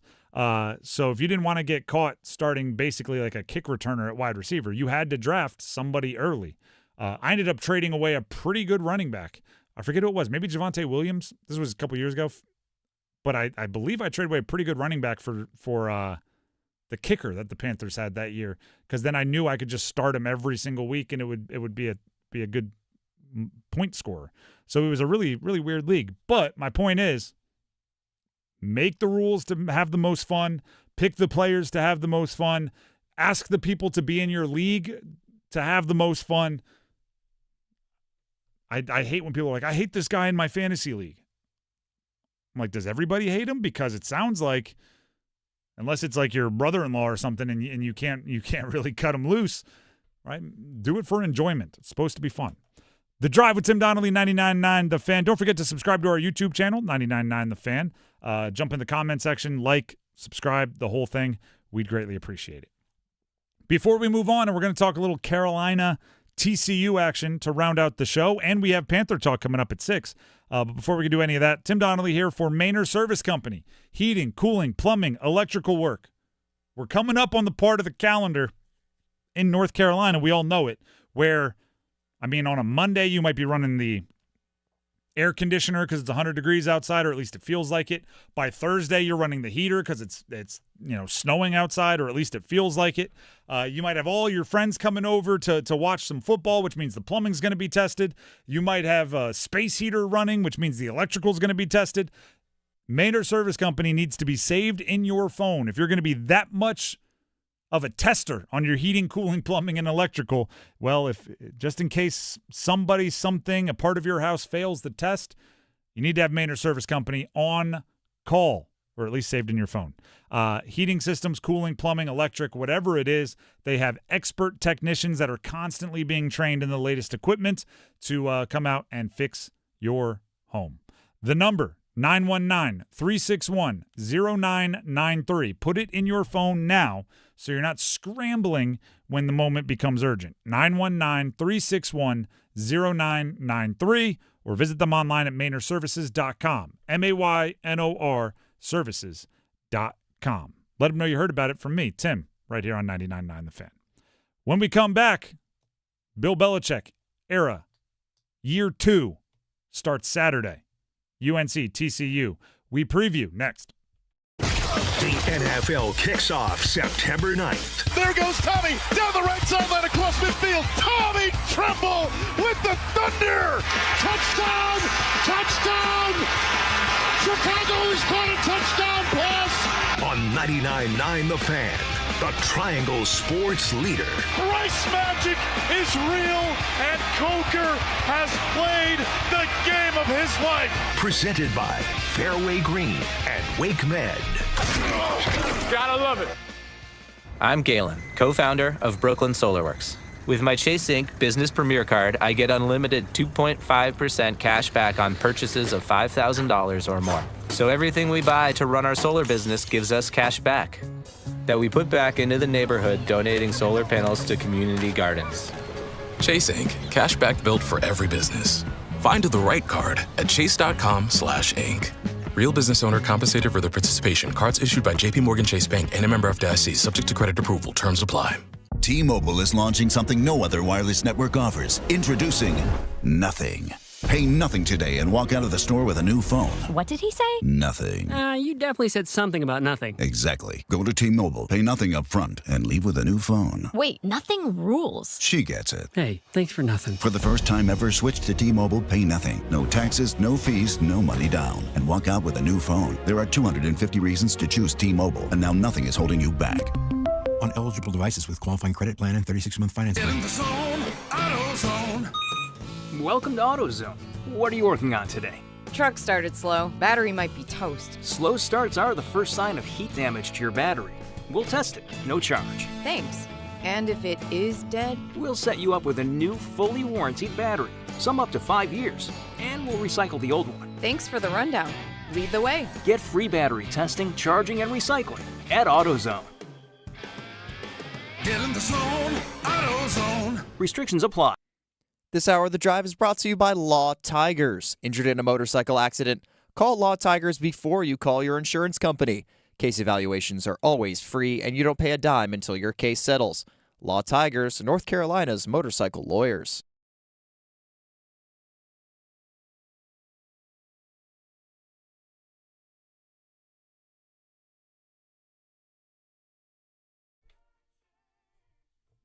The Drive with Tim Donnelly, 99.9 The Fan. Enjoy Michael McDonald.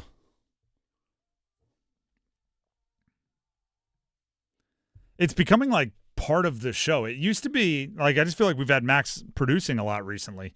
That it used to be like oh yeah, Max is here. Listen to Michael McDonald. Now it's just, yeah. And as everybody knows, here's Michael McDonald once again. Last commercial break, Michael McDonald. Do you have a Michael McDonald karaoke song? I can't really sing any of them like him, but you probably have to go with What a Fool Believes. You got to give it a try though. Like, oh, I've done it before. Okay, it's just not. It's it's hard to hold a candle. I just don't have that vocal range. Do you sing it as Max would, or do you try to do the voice? Next time I'll probably do it Michael McDonald way. This will be more fun. It is. Anything with a funny voice is good. Depends how hydrated you are when you go up to do the song. I had a buddy that this is probably before your time, but he could do the Shaggy voice. I can't do it, but he could do it really well, like that. Like I've got something stuck in my throat voice, kind of, and it would crush at any karaoke because he did not appear as if he had Shaggy in his bag of tricks, and he would walk up there and crush it. If you can do Michael McDonald and you don't appear as if you can do Michael McDonald, it's all about the surprise in karaoke. The Drive with Tim Donnelly, 99.9 The Fan, talking about surprise.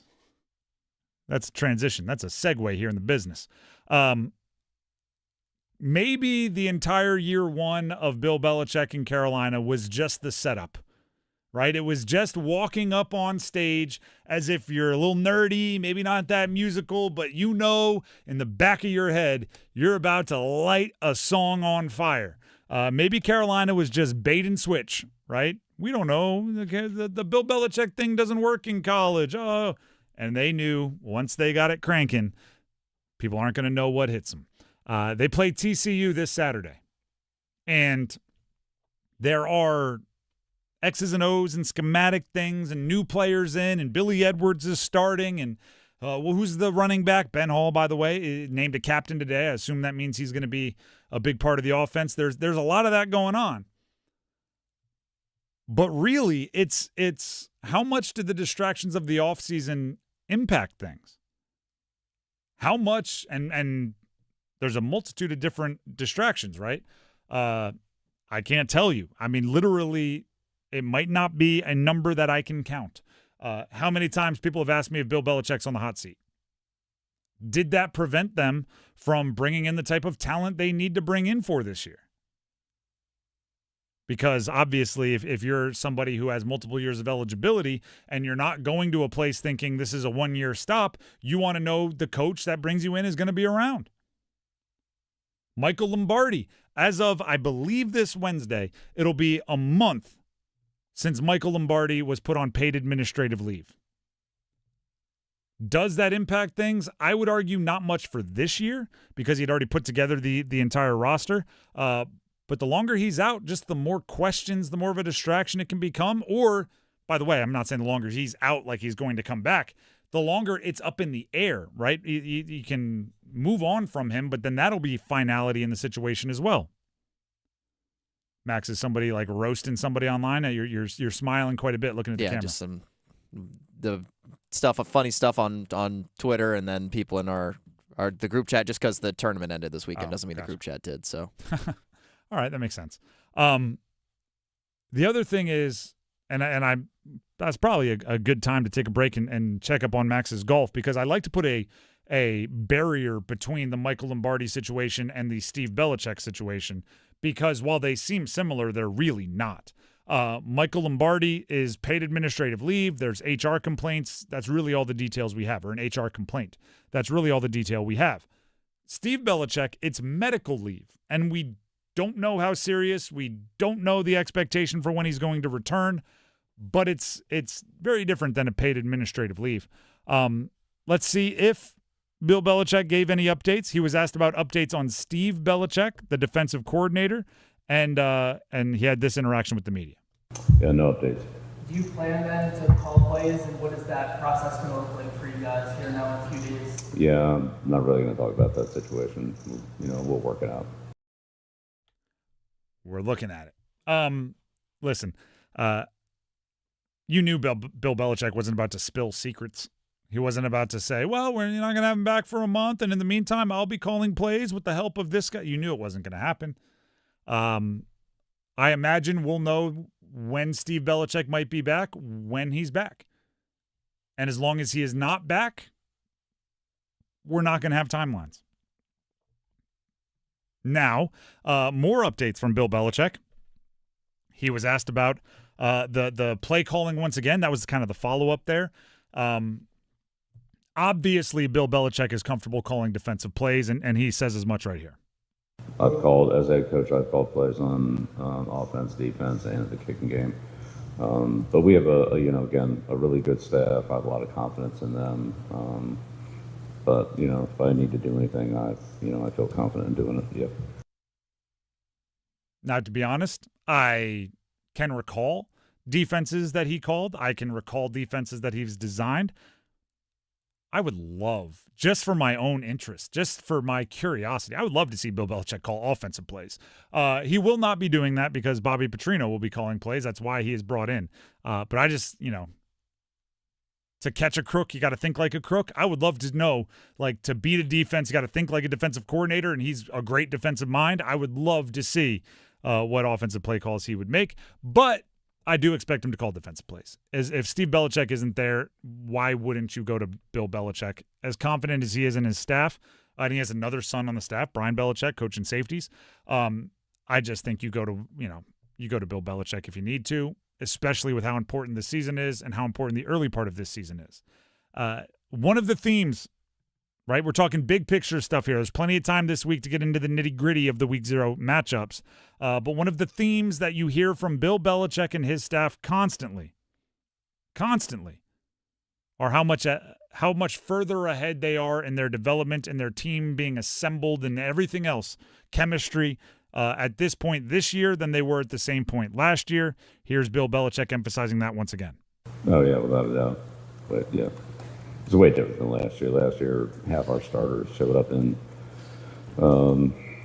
really, we couldn't do much in June and July. We were still training, kind of, getting those guys in shape. Players like Andrew Simpson, Dilbert Smith, players like that weren't with us in the spring, weren't with us until later in the summer when they were admitted to school. So even though they came in, they didn't come in until late, along with 3 guys on the offensive line. So yeah, we're well ahead of that from a schematic standpoint, and certainly being able to communicate and be familiar with terminology so that we all know what different words and situations mean. Yeah. I hope it's right. I hope we're going to find out against TCU. Like the rubber meets the road this weekend in Dublin. I really hope it's right. Right? Just in the interest of having good ACC football, in the interest of having good football here in the Triangle, in the interest of all of the Tar Heel fans enjoying their season. I hope the chemistry, I hope the roster building, I hope all of it is further ahead this year than last year because, for reasons I've explained a few times, I think that is where the biggest disconnect was last year. I don't think last year's roster was any kind of a juggernaut talent-wise, but it wasn't such a talent deficiency that it should be getting bullied the way it was. It was the chemistry. And again, Melkart Abu-Jaude kind of confirmed my suspicions when we talked about the struggles of the defense last year at ACC kickoff, and he said, it was usually 10 guys were doing what they should. One guy was off doing his own thing or just a hair off the same page as everyone else, and that's where big plays come from. And obviously that means you can fix it with just one guy getting on the right page, right? It's not an insurmountable repair, but it's kind of like finding like a leak in a tire, like a car tire, right? It's not always easy to find that one little thing that's going to do you in, right? You're running your fingers all the way across it, feeling for air. You're doing the whole thing. It's not always easy to find. It comes with every single person being unbelievably locked in. So yeah, they have to be a lot further ahead than they were last year at this time. And maybe like game ready now, because traveling to Ireland and everything, the rest of this week is going to be a whirlwind, right? You're going to be, I don't even know how long that flight is. I imagine it's super long. To Dublin? Yeah. Assuming. Do you know this? Yeah, well, I've flown back from Dublin to, I think it was to Detroit when I went to see a soccer game in England in May.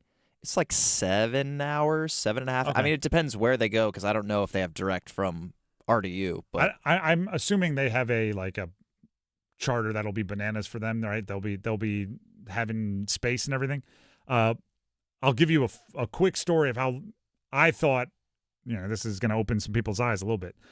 When I was in college, we were chartering somewhere. I don't remember where, but we were going to an away game, and it was similar where we had a lot of work we had to do, and the week was getting kind of head spinny. And our offensive line coach said, "Offensive line, I got the whiteboard. We're doing work this whole plane ride." And he put them all in one area of the plane, and he had the whiteboard, and he's like, "You all face me, and we'll be ready to go." And the plane staff came back and went, "Oh, no. You're not taking everybody over 320 pounds and sitting them in the same part of a plane. Like, you two way up front corner, you two over here." And you had to divide the weight up distribution. You had to divide up the offensive line. And you just saw our offensive line coach go like, "Well, I'm going to have to find 6 hours to work with my offensive line." And he just ended up like ping-ponging around and like basically teaching the same lessons over and over again. But you can't waste time unless you're ready to go now for a game on Saturday, because there's going to be constant craziness once you start making the move to Dublin. The Drive with Tim Donnelly, 99.9 The Fan. Up next, as I said earlier, not sure if you heard me, we do have some Panther talk, meaning actual Panther talk. It is Anish Shroff, the voice of the Panthers. You'll hear from Dave Canales. You'll hear all the insight into what happened in their game against Jacksonville on Friday. Perhaps some insight in what you can expect this upcoming week in joint practices and a preseason game against Houston. But that's going to be right here on 99.9 The Fan in about 4 minutes, right at the top of the hour, 6 o'clock. Panther Talk takes over. So enjoy that. We'll be back tomorrow in Durham for a Durham Bulls game with the Stanley Cup in attendance. So stop out and say hi. Until then, have a great night, everybody. Enjoy. Michael McDonald on the way out.